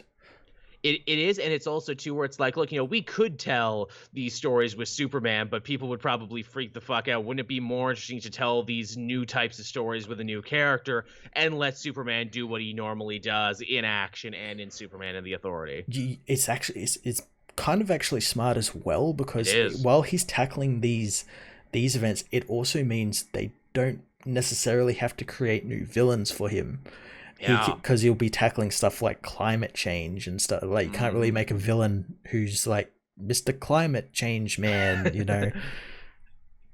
Mr. Twister, I do climate change now. So it's completely he's not going to be fighting Lex Luthor Jr. or like Boy Metallo or something, Well, hey, never say never. Well, he's already done all that sort of stuff in Super Sons. I guess he has. Yeah, I guess Luthor's still missing, isn't he, after Death Metal? Yeah, we haven't really seen a lot of him. I guess he's been missing. That's fine, though. When he comes back, it'll be a big deal. It's fine letting big villains, cool off for a bit. Yeah. But yeah, so I really dug this issue. I really dug what they were saying, and I like, Taylor basically giving us his vision for the direction of Superboy, where it's like, this is what the book is going to be about, everybody. Yeah, and it's fantastic. Yeah, it's cool. It's cool shit. I like that it is different. I like that it is a different Superman. Exactly, yeah. Because if he was just, again, like you said, fighting the same villains, having the same adventures, it's like, well, what's even the point of changing it then? Exactly. It's something different, like completely different from everything. And it's a great way, too, to have a young, unsure Superman early on in his career without, like, retelling Superman's origin all over again. Yeah, and without turning it into, like, that sort of, like, weirdo sort of like Snyder Superman when he's unsure, that suddenly means he's evil. Yeah. Also, too, you get the whole added weight of legacy thing where it's like, my dad made this all look easy. Yeah. Well, again, the Future State, that whole Future State arc he was in was all about legacy and him becoming the Superman he wants to be. Yeah. Yeah, it's great. Luthor was on the totality monitoring committee, and then we never saw him again when we went back to the Frontier. He fucked off. Yeah. He's like, this is stupid. Why am I here? Why did I agree to this job? I'm rich. Yeah. Why are you making me work hard? I'm rich. Darkseid's probably kidnapped him. There you go. Ooh, Luthor's a Black Lantern now. Ooh. I'm gonna go and not pay my taxes and make dick-shaped rockets to fly into space with. And steal everyone's cakes. There you go. I'm gonna take your 40 cakes and go to space with them. Now no one can have these cakes, only me.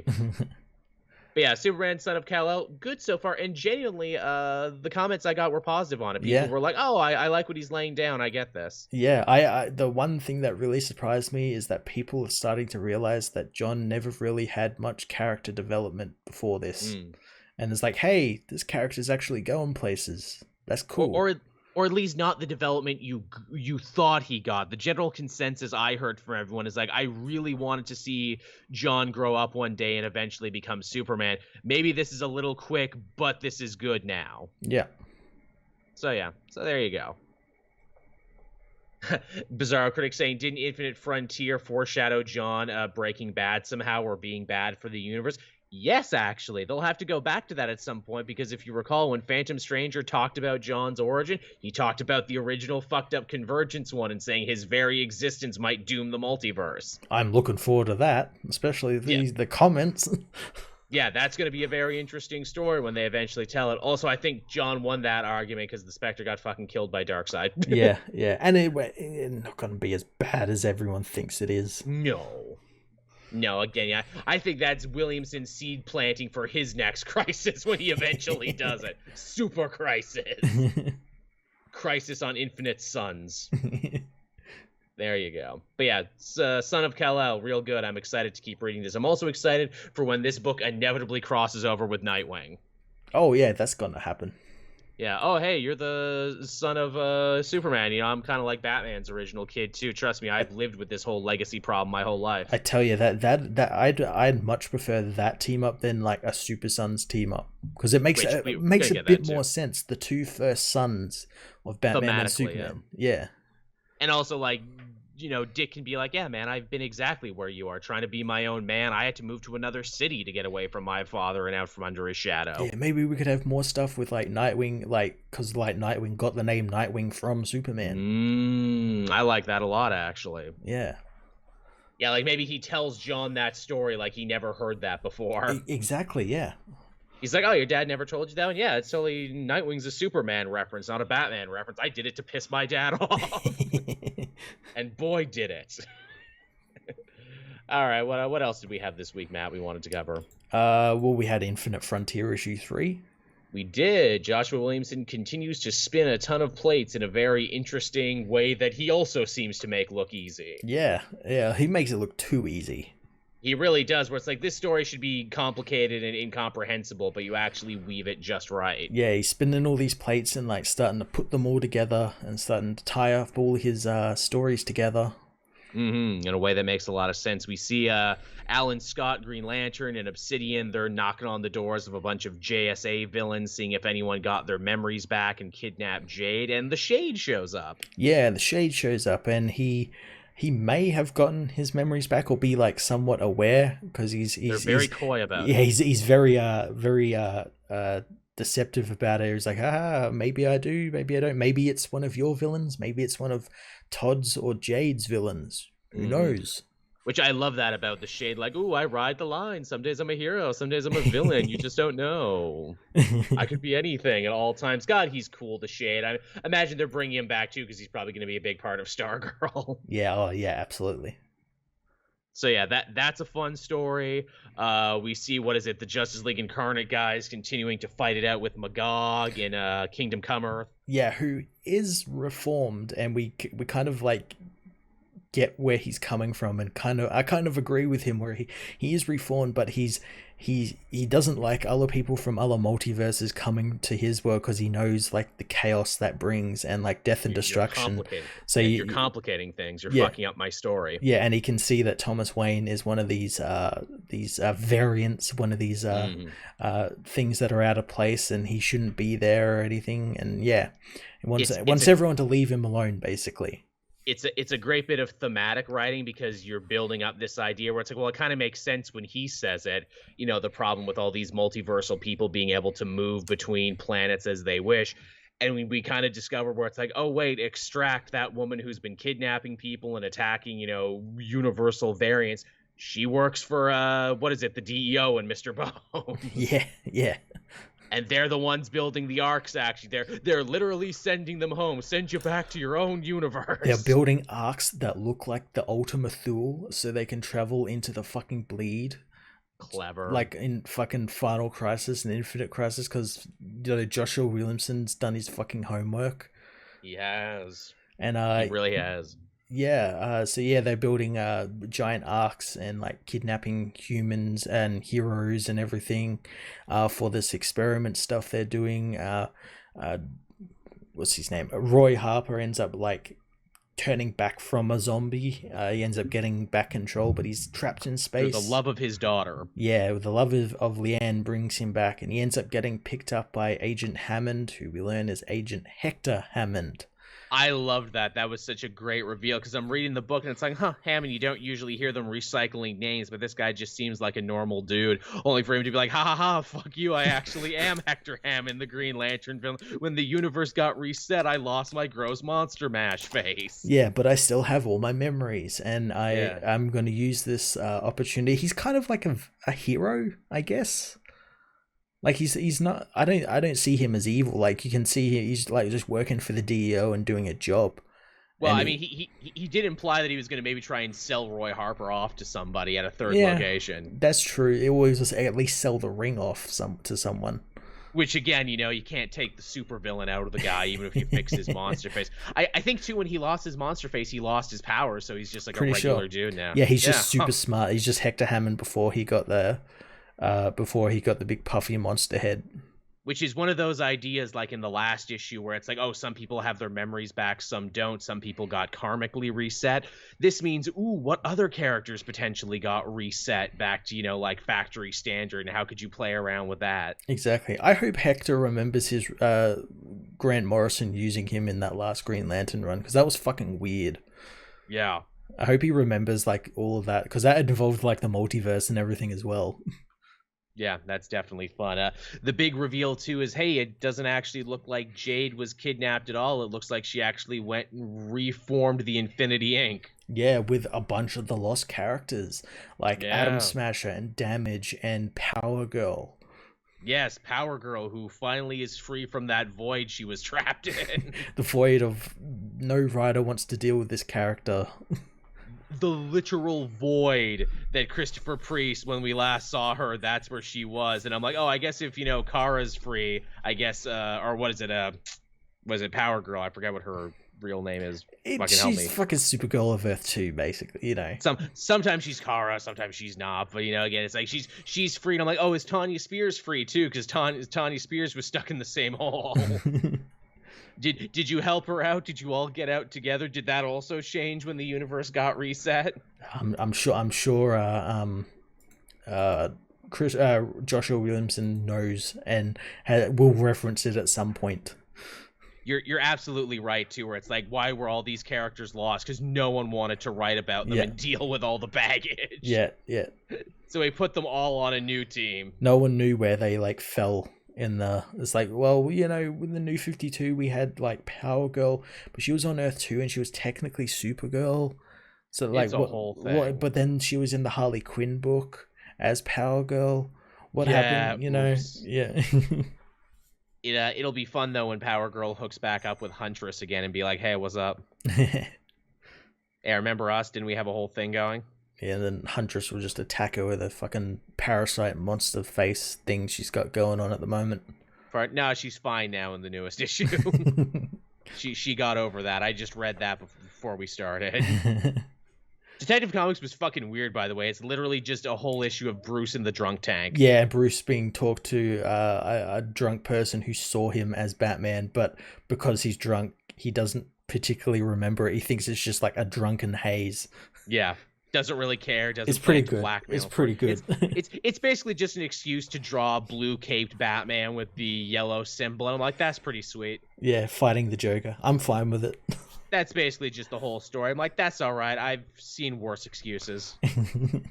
I feel like you probably could have ringed a little bit more stuff about that, where it's like rich, fancy Bruce and regular old drunk tank. You could have done a story where Bruce is could have used that opportunity to get something off his chest to this guy who will never remember it. Will never remember it. Yeah, to actually have him say something. I like that. Yeah. Or two, even again, pull a Daredevil where it's like, oh fuck, they don't know I'm a hero. So when these other guys come to beat me up, I have to take this beating. Yep. I can't actually fight back because, Batman is a super awesome martial artist. Bruce Wayne isn't. I also love their little snide thing at the justice system there. It's like, well, we booked you in on Friday, which means you won't be getting out till Monday morning. And also the cops probably wouldn't have solved the case if Oracle didn't actively give them all the information and clues they needed. Yeah. That was funny, where it's like, see, the American justice system works so long as you have a super hacker on your side. There, you'll only be out in 2 days. What else did you have, Matt? Well, we had the newest issue of the United States of Captain America. Yes, I read this one just recently. Very different than the first one. Yeah, completely different, and I'm glad. That each one has a different tone and setting. Yeah, they're in Gettysburg, Pennsylvania. site of some of the bloodiest battles in the Civil War, and we get a very humanizing and very funny story where we realize Steve has actually been here once before. Yeah, when he was a Cub Scout and he needed to pee. In the 20s. And he almost peed on Gettysburg. He almost pulled an Ozzy Osbourne and almost desecrated a national monument. Now, I'm shocked the Fox News outrage vultures weren't mad at that. Captain America almost desecrated a monument. The minute I read that first page, I'm like, oh, they're going to be all over this. Didn't hear a thing. Nah, they're on to other shit now. Yeah. They're on to other shit now. That was last week's outrage, and we don't read comics. So yeah, they find the next member of the Captains, this underground Captain America network of other heroes who were inspired by Steve and Sam and the other Captain Americas, and her name is Nichelle Wright. And I was waiting for like, oh, does she have like a Rail Rider style code name? No, she just calls herself Captain America. Yeah. I'm the Captain America of Gettysburg. Get on board or get off. Yeah, and we find out that she's a protester, and she was protesting a lot of things. One of which was a new water system for the town, which was the company in charge of it was like using it to like poison the water. It's basically Flint, Michigan, and she's literally fighting to stop Flint, Michigan from happening in other American cities, where I'm like, that's pretty fucking timely, actually. Yeah, and the people view her as a nuisance and everything, and some people are happy that she's off the streets, and Sam is like the only one to call it out. It's like, these people are only happy she's off the streets because she's black. True enough. Yeah, wow, freaking Sam really bringing it this issue, bringing the heat, where he's like dealing with the racist police chief who's like, her brand of community policing and rabble rousing sure makes us corrupt police look bad. we're just gonna blame her for everything the Captain America imposter did. Yep. And Sam's like, not on my fucking watch, and he throws him. And Steve's just like, you shouldn't have said that to his face. I love how like nonchalant Steve was here. Where they're like, after like all the like battles with like the speedster cap and everything, the cops want to like talk to him about a report, and Steve's like, I'm busy. Fuck off. We get to see some cool stuff with shields this issue too, because Steve is obviously missing his, so he brings back the hollow shield. Yeah, and it's not waterproof. Yeah, goddamn Tony. Style over substance, motherfucker. Yeah, and Sam has his own shield made by Misty Knight. Yeah, which is cool because they were dating in his book, but then they kind of stopped dating when that book came to an end. Mm-hmm. I know some people had a problem with the black Captain America having an all-black shield, and I'm like, well, it's kind of like in a Jackie Robinson, what has this flag done for me and my people kind of thing. But then when I stopped and thought about it more, I'm like, but he's still wearing the red, white, and blue costume, though. I never really considered that. I just thought, like, it looked cool. You know what? That's the thing. I think everyone is digging too much into it. I think you're right. I think the shield looks cool, and also, as we have learned from Spider-Verse, you gotta have a bunch of different customizable shields. That way we can sell them as merchandise. Nichelle has a different shield too. Yeah, her colors are inverted. CCC, which I think like Steve actually did have that one, like in the cartoon or something. Yeah, or I think as well as like I think it was a live action shield for like one of those shitty direct to VHS fucking movies that they made with Roger Corman. Which is cool that, all the different Captain Americas, they're so different, naturally they'd have their own shields. Yeah, and well, the thing as well within the show was like she's a gymnast, or was a gymnast, and that's like her thing. She's like a super athletic, nimble Captain America. She has Zack Ryder's old wrestling gear with tights on one leg but not on the other. Yeah. That is the pettiest complaint I've ever had, but that annoys me. It annoys me when Zack Ryder did it. It annoys me when she does it. Either go all pants or no pants. It does like set off my OCD where it's like, how is that comfortable? Like one leg's going to be cold. It's not symmetrical. It's not finished. You slide on the ground and fight people. You just want to cut up your leg? Is it a gymnast thing I don't know about? I don't know. Because the rest of her costume is actually like kind of interesting. She's got the trench coat with the hood, and she's got the little like Captain America wings on her mask that he hasn't had. It's a great combination of like her two lives. One is a person from the streets of Harrisburg. Yeah. So you got like the coat and like stuff you'd see someone on a street wear. Yes. And then like her gymnast attire as well. It's street fashion meets sports gymnast, and I'm like, that works. Just fix the leg, please, and then the costume will be fine.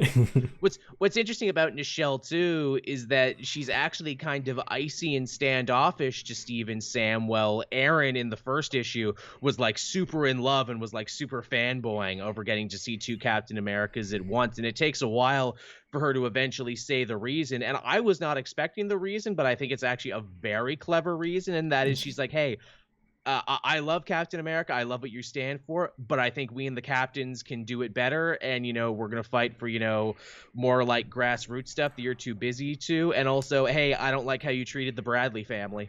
Yeah. Again, like we had Aaron, like his favorite cap was Sam, and Michelle's favorite cap is Isaiah Bradley. Yes, the forgotten one from Red, White, and Black, the Tuskegee Airmen experiment version of Captain America, which I'm like, yeah, they do forget him, don't they, when they talk about the great legacy of Captain America, and holy shit, they forget Elijah Bradley even more. They retired him off fucking panel. Yep. They had another young black Captain America stand-in who probably could have been, promoted and moved on, and they're just like, nope, when literally the whole point of that Tuskegee Airman-inspired story is that the American people far too often forget the contributions and suffering of black people, and Marvel, the company's just like, the Bradleys, whatever, too complicated. Yeah. I as the chat is saying, I hope this means we're actually going to get to see either Isaiah or Elijah in this story by the end. I would have to assume they're involved with it, because they're getting like all the Captain Americas involved, like US Agent. I think William Burnside's getting involved. The ones you forgot about. They're all getting involved, in some way or another. Which is good, because it's called the United States of Captain America. You're trying to, tell a story about the legacy, and it's always been so much bigger than Steve. Yeah, absolutely. The chat is saying they've also seen dancers with the one leg thing. Okay, so it's based on a real thing then. Yeah, I figured it would be. That's something. Okay. At least it's something that exists and not just something they made up. The big final reveal, too, is we actually learn more about the villains there. We've had the mysterious speedster Cap and also a woman who looks like fucking Super Patriot from Image. Yeah. I wonder if that was purposeful or not, but we finally understand what their deal is. Yeah, and we learned that it's, again, tied back into Captain America and these classic villains, because the woman is revealed to be Sin, the daughter of Red Skull. Not only is it Sin, but it's Sin actually continuing with her character growth and development from the end of the Ta-Nehisi Coates run. And she's like, no, don't call me Sin anymore. I'm superior now. Superior. And we learned that the Captain America is actually Speed Demon. That's very funny. The loser Spider-Man villain. I like that a lot. That he's just been, I'm guessing, magically brainwashed. Well, he has like a trigger phase. Yeah, she has like a trigger word, and it like sets him off, and he's no captains, no America. Yeah, I like that a lot, and that's a great twist, because like they had set up Sin to be like the next big Captain America foe, and I really thought they were just going to forget it when they started a new run. I'm glad they didn't. Yeah, no, it's great. I like it so much, I won't even complain that her plan is literally the same plan that her dad just had that just failed. Nazis can't really, they're not big thinkers, No. It's always the same thing, cleanse the world of like, minorities and Jewish people and whatnot, the usual stuff, white power, all that stuff. That's literally like my only problem with this United States of Captain America thing, that it's like it still doesn't feel different enough than like the last several Cap runs we've read. Yeah. Though as someone said last week, isn't being stuck in a rut and directionless being the most American thing Captain America can be right now? Well, again, that's I think part of the story. Again, in this issue, Steve comes to the realization he realizes like this journey meeting all these Captain Americas is going to be quite educational. He thinks. Very. Also, I don't know if you felt this way too, but Cantwell writes Steve to be extra corny. Yeah, I love it. I like how he refers to Germans as Jerrys again. Jerrys again. It's like, well, I mean, he would. It's again. I feel like that's one of those you're either gonna love it or hate it things. I enjoy it because I like it when my superheroes are a little corny, but I know how for some people it would be a massive turnoff. Yeah, I'm fine with it. Yeah. It's also too where it's like, look, we're gonna have so many Captain Americas. Everyone needs their thing, so this is his thing. Yeah, and yeah, if it was for anyone else, it would seem weird, but it makes sense for Steve. Yeah, so there you go. So that was United States of Captain America. Pretty cool. The next one is going to be Joe Gomez, the Aboriginal Captain America. Yeah, I'm looking forward to that one. I'm very excited for that because that feels like, hey, Captain America, guess what? I'm the original Captain America. I was here before America was even a thing.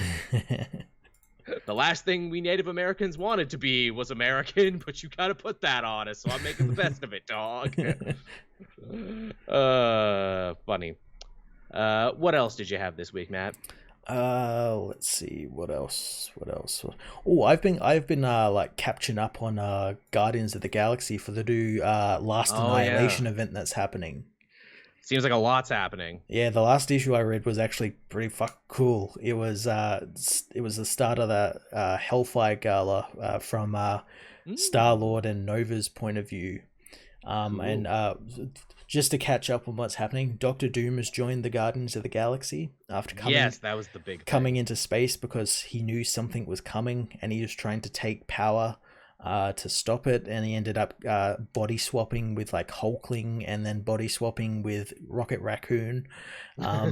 And so he's part of the Guardians now, and this issue deals with Ego. Ego has made a return, and he had a fire cult on him that was committing some ritual, and it turned him into a giant black egg. Oh, that's not good. And so like everyone's like gathered to like see what's going to happen with this egg. We've got to keep an eye on this egg.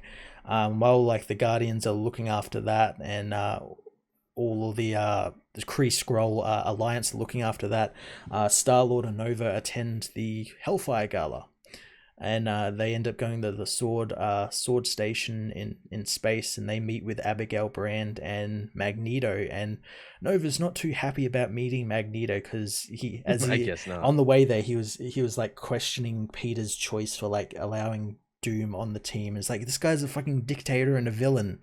It's like, I'm sick of like having to deal with villains and having to work with him, and now he's got to deal with Magneto.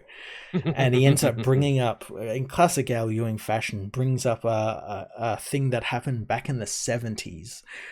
Digs deep with Magneto, where he ended up killing these two beings called Mr. 1 and Mr. 2. Who ended up turning out to be Shi'ar Sub-Guardians, which is like a prototype to like stuff like the Nova Corps and everything. Oh shit! So like Nova knows all about them, and he wants to try and bring Magneto in for their death, and ends up with like Magneto doing the old like, I'm a mutant, diplomatic immunity, sort of thing. Bad guy from Lethal Weapon 2. yeah, doing all that sort of stuff, and again, it's like tapping into that whole Krakoa sort of sinister stuff, because they've been making moves with like the Snark War, and like they saved the Shi'ar throne when the X-Men saved them from the Brood and whatnot. So like the Shi'ar won't be doing anything about this, so he's basically got a get out of jail free card. And Rich isn't too happy about that, because as he says, he's just so fucking sick of like villains and like always getting away with everything. It's that goddamn Breaking Bad meme. He can't keep getting away with this. They can't keep getting away with it. But what's really great is after their very brief fight, him and Magneto just end up talking about this, talking it out, and Magneto's like, yeah, I was a villain. I'm kind of ashamed about it.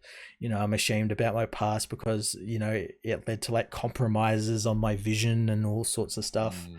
And they end up like patching things over, and the book ends with the planet Ego hatching, and you think like, oh, it's an egg, and Last Annihilation War's coming. This is something to do with Annihilus. It has nothing to do with Annihilus. Out of the egg hatches Dormammu. Oh shit. Yeah, and that's the last issue I read. I think there's one more issue I haven't read, but yeah, ends with Dormammu in space fighting the Guardians. That makes sense. He hasn't been used in a bit, and also I like the escalation from from Annihilus to Ultron to Dormammu. Yeah, it's pretty good. That's not bad at all. I like that. Hey, let's make Dormammu a bigger, more interesting cosmic villain. Yeah. I like that. Yeah, that definitely feels like a story that I'm going to want to check out after it's done, because it's the Annihilation and it's Al Ewing, and I was loving his Guardians book when I just had to put it down. Yeah, it's Guardians, Sword, and I want to say there's one other one. Maybe it's just both of them. I think there's going to be like a lot of special issues too. Yeah. Well, like I think whatever he's writing for X-Men is tying into it. Right. That adds up. Yeah, for one event to another, I'm still reading Sinister War right now. Yeah, I haven't read the newest issue. I had Amazing Spider-Man issue number 71. I will be brief with this one because you have not read it, Matt. But let me just say, Nick Spencer does a truly amazing thing this late in his Spider-Man career by having a whole issue that answers no questions but asks several more. God damn it. Answers no questions. Going so well with that first issue of Sinister War. God damn it. Literally a whole issue that is nothing but new questions. Fuck's sake. God damn it. We got like secret wills from dead villains from the past. We got perhaps implanted memories. We got keys to old secret mansions now. God damn it. Oh yeah, we in there. We are definitely in there. We got characters maybe beginning to remember their old lives and their past deaths and how, that might affect shit. God damn it. Oh yeah, it goes there. It really goes there. God damn it. Yeah, tell me about it. They do retcon one thing very interestingly, and it's something that I know for a lot of people was a bugbear. Yeah. Remember how like Quentin Beck Mysterio killed himself, and then he came back to life, and then we found out he was actually also the ultimate Mysterio, and that he had been piloting them all in between dimensions? Yeah. And it's like, how the fuck does this guy who's like a goddamn special effects wizard, how the hell does he learn to traverse goddamn universes? Yeah, how's he do it? Yeah, Kindred helped him do it. Oh, fucking course. When he brought him back to life. And I'm like, you know what? Good enough. Of course. Yeah, I mean, come on. Because if he can bring you back to life, of course, he can also transverse universes. Why not? Yeah, sure. I mean, I don't know if that question needed to be answered, but good on you, Spencer, for actually giving an answer to a question. Oh, but what we didn't know is this was actually a question that will be questioned next issue. Question within a question. Yeah. For what is a question without another question? I will answer your question with a question. And then the question will jump through universes and be in this story. Heard you had a problem, Spider-Man. I'm the only one who can help you solve it. I'm the only one whose mind is so fucked up and convoluted. It's fine. It's still fine, but it's just like, goddamn it, you better have a really good finale at the end of this. Yeah. Because this is quickly starting to feel like work, my man. Yep. But yeah, so that was Spider-Man. Cool. My last issue I read this week was Beta Ray Bill, issue 5. See, I almost read this one, but I was leaving it till later in the week. I bet it's good. It is. It is one big wrestling match between Surtur and Bill. Like, literally. Yeah. It's just them beating the shit out of each other for 20 pages. We know the writer loves wrestling because he put Kazuchika Okada's Rainmaker elbow. He did a snap German suplex.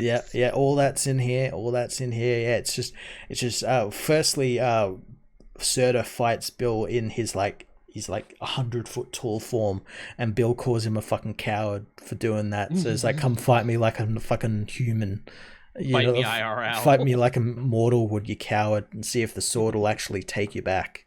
And so they end up fighting, and while they're fighting, Scott, the ship in robot form, sets up a bunch of generators because she wants to repower up the ship. And she's planning on harnessing the shock waves from their fight because they're so powerful and put off a lot of energy. So she ends up harnessing them, and she transforms the entire ship into this huge fucking rail gun and gives it to Scourge, who's he's got tears in his eyes, and he's like so happy he gets a big gun. And he ends up shooting it at Surtur and ripping him in half, and Bill ends up getting the sword and cuts off Surtur's head and kills him. And he ends up reverting back to his normal looking form, and it's he finally got what he wanted. And the last couple of pages are so good. After Scourge goes back to Valhalla with the Valkyries, and Pip is on the mend from getting almost killed by Surtur. There's this great page where he's watching Hook. The movie Hook. I saw your tweet about this, and yes. it's the scene where the children in the movie trying to like touching Robin Williams' face, and they realize that like he's Peter Pan, and it's great because it's like that's the story that's been told throughout this whole issue. That's the journey he's been on. And it's great because in the final page he goes to see Pip, and Pip's like, oh, you got what you wanted, you finally got what you wanted, and Bill says, yeah, he did. He can still see in like mirrors and stuff his horse face, because that's who he really is. It's not this person he changed into. He's always been that person, and he always will be that person. Because, hey, I went on this journey of self-discovery, and I discovered that I had what I needed all along. Exactly. Yeah. Which is such a beautiful story that we don't see told in comics very often. Yeah, and to be told in such a simple way. There was nothing pretentious about it or anything. Not at all. It was just it was there. You could understand it very easily, and yeah, Daniel Warren Johnson did fantastic work on that book. It really, I mean, I think it's an easy shoo-in for like best miniseries of the year. Oh, he's got to get an Eisner or something next year, if not for the writing, just for the art alone. Yeah. I mean, come on. I mean, who else today is such like a full package of writing and art together? Exactly. Yeah, it's wonderful. I can't wait to read it myself. Yeah. I'm sure I will give it a very high score. I had two last ones that I'll just go through very quickly. I had Robin #4. Mm-hmm. So Damian almost died in his last mission, but he got saved by Goliath, his big red gargoyle character that Joshua Williamson remembered existed. Yeah. And Ra's al Ghul is forced to, nurse him back to health and basically become his Mr. Miyagi so he can win the next level of his tournament. I didn't even know Ra's al Ghul was still alive. He wasn't, apparently, but he's back, but whatever. He does mention Batman and the Outsiders and saying, when they defeated me, I lost everything, but I didn't get mad this time. I just moved to this island, grew out my hair, and now I'm a fun hippie, nature grandpa. There's honestly, what is it? Williamson does an amazing job, like breaking down Raish's barriers, and we see like a kinder, gentler side of him that we've never seen before. Mm-hmm. Where he's like, Damian, when I look at you, I see so much anger, the same anger that was in myself as a young man, the same anger that's in your father and in your mother too. This idea that you see how broken and fucked up the world is, and you want so badly to try and fix it, and when you can't, it makes you even angrier. That's why I did what I did, and that's why I'm the type of villain I am, because people forget Ra's al Ghul's whole bag is I want to save the world from itself, even if that means killing most people. Yep. And it's just like, wow, what a very humanizing thing where it's like, I was like you once. I was young and idealistic. Oh, that's awesome. It is. And I'm like, well, we've never actually gotten to see Damian and Ra's like interact like this. No. And of course, where like Ra's is pouring his heart out and telling him all of this, Damian like steals his keys and gets off the island. Of course. And Ra's isn't even mad. He's like, he stole my keys. He didn't make a sound or leave a footprint in the sand. Good boy. And I'm like, that's awesome. And the big final thing there is Nightwing, Red Hood, Spoiler, and Tim Drake all coming to back him up on the island. Cool. So it's now all these Robins versus all these assassins. Awesome. It's great. And also great this week, Daredevil 32. Oh, of course. It's a beautiful mirrored story. It's Elektra trying to fight Bullseye, who is just shooting random people in the streets now. New York is on full lockdown because they don't know who he's going to kill next. Mm-hmm. Daredevil is fighting his way deep into the bowels of the prison to see what secret the warden is keeping from everyone. And Kingpin surprisingly gets a lot of movement in his story with himself and Typhoid Mary, where he like asked Typhoid Mary to stay. And this is like a big turning point in their relationship because it's like, oh, he actually said he cared about a person. Holy shit. About a woman, no less. Yeah. What does this mean for them moving forward, considering that, Wilson Fisk's lovers don't last very long? Here's hoping Typhoid Mary is every bit as tough as she seems to be. Yeah. Also, Alice and Elektra get a great little, heart-to-heart, and Alice basically decides to become Elektra's new tech person, and she riddles out that Bullseye couldn't possibly have been shooting all these people at the times he's supposed to be doing, because there's not one Bullseye, there's multiple Bullseyes. Oh no. The Bullseye Legion, the Bullseye clones. How do you make one guy more dangerous? You make more of them. It's great too because Elektra's like, well, I swore not to kill. I swore to be a good Daredevil, but it's Bullseye though. I'm probably gonna fail this if I go fight him. Well, fuck it. So yeah, she has an interesting moral conundrum there. It's good shit. It's just all really good shit from start to finish. Awesome. So I guess that's it then. That's everything we read this week. That's everything, I think. Yeah. All right, whew, man, big packed show. Everyone cannot feel shortchanged after that one. No. Well, again, we're gonna see how the numbers do on this one because I know people love those longer shows. They sure do. So, hey, what we're saying is show this show to a friend, go to Best Buy and put it on all of the computers is what we're saying. Go to the old folks' home and turn this on and only this show. They'll be confused, but we could really use the number. Yeah, put it on in prisons where they can't change the channels. Yeah, there you go. Oh, I hope you inmates love getting to know about comics. Kali saying there, helping us out yet again, man. Thank you so much, Kali. You've been helping us the hell out in this episode there. VIP. Sword and Daredevil were my books of the week. You guys think Dormammu's son in the Strange Academy, which is dope, may get pulled into what's happening. I haven't been reading Strange Academy. He has a son and he's there? Holy shit. I didn't know that. Man, you taught us a thing, Kali. That's actually really cool. I think considering he's in space fighting the Guardians, he probably doesn't really give a fuck about his son. Yeah, right. He's a bad parent. Tell me about it. On top of everything else, Dormammu does bad dad. Doesn't pay his child support. Doesn't know what his kid's into. Never will Dormammu come through and say, hey, are you winning, son? Man, someone needs to make that meme now. But yeah, that's the show this week, everyone. We hope you enjoyed it. Matt and I sure had a fun time doing it. We'll be back again next week, same time. Thank you, everyone who gave their insight into stuff they might like to see from the show in the future. I think they're right. I think we should maybe try and do some more movie commentary stuff. Yeah, people seem to like them. And if we can do them live as well, that'd be great. Tell you what, people tell me what movies you want to see in the comments section. I'll grab all them together and then I'll maybe do a poll on Patreon because I don't use that feature enough and I really should. Nice. You can also do polls on YouTube now.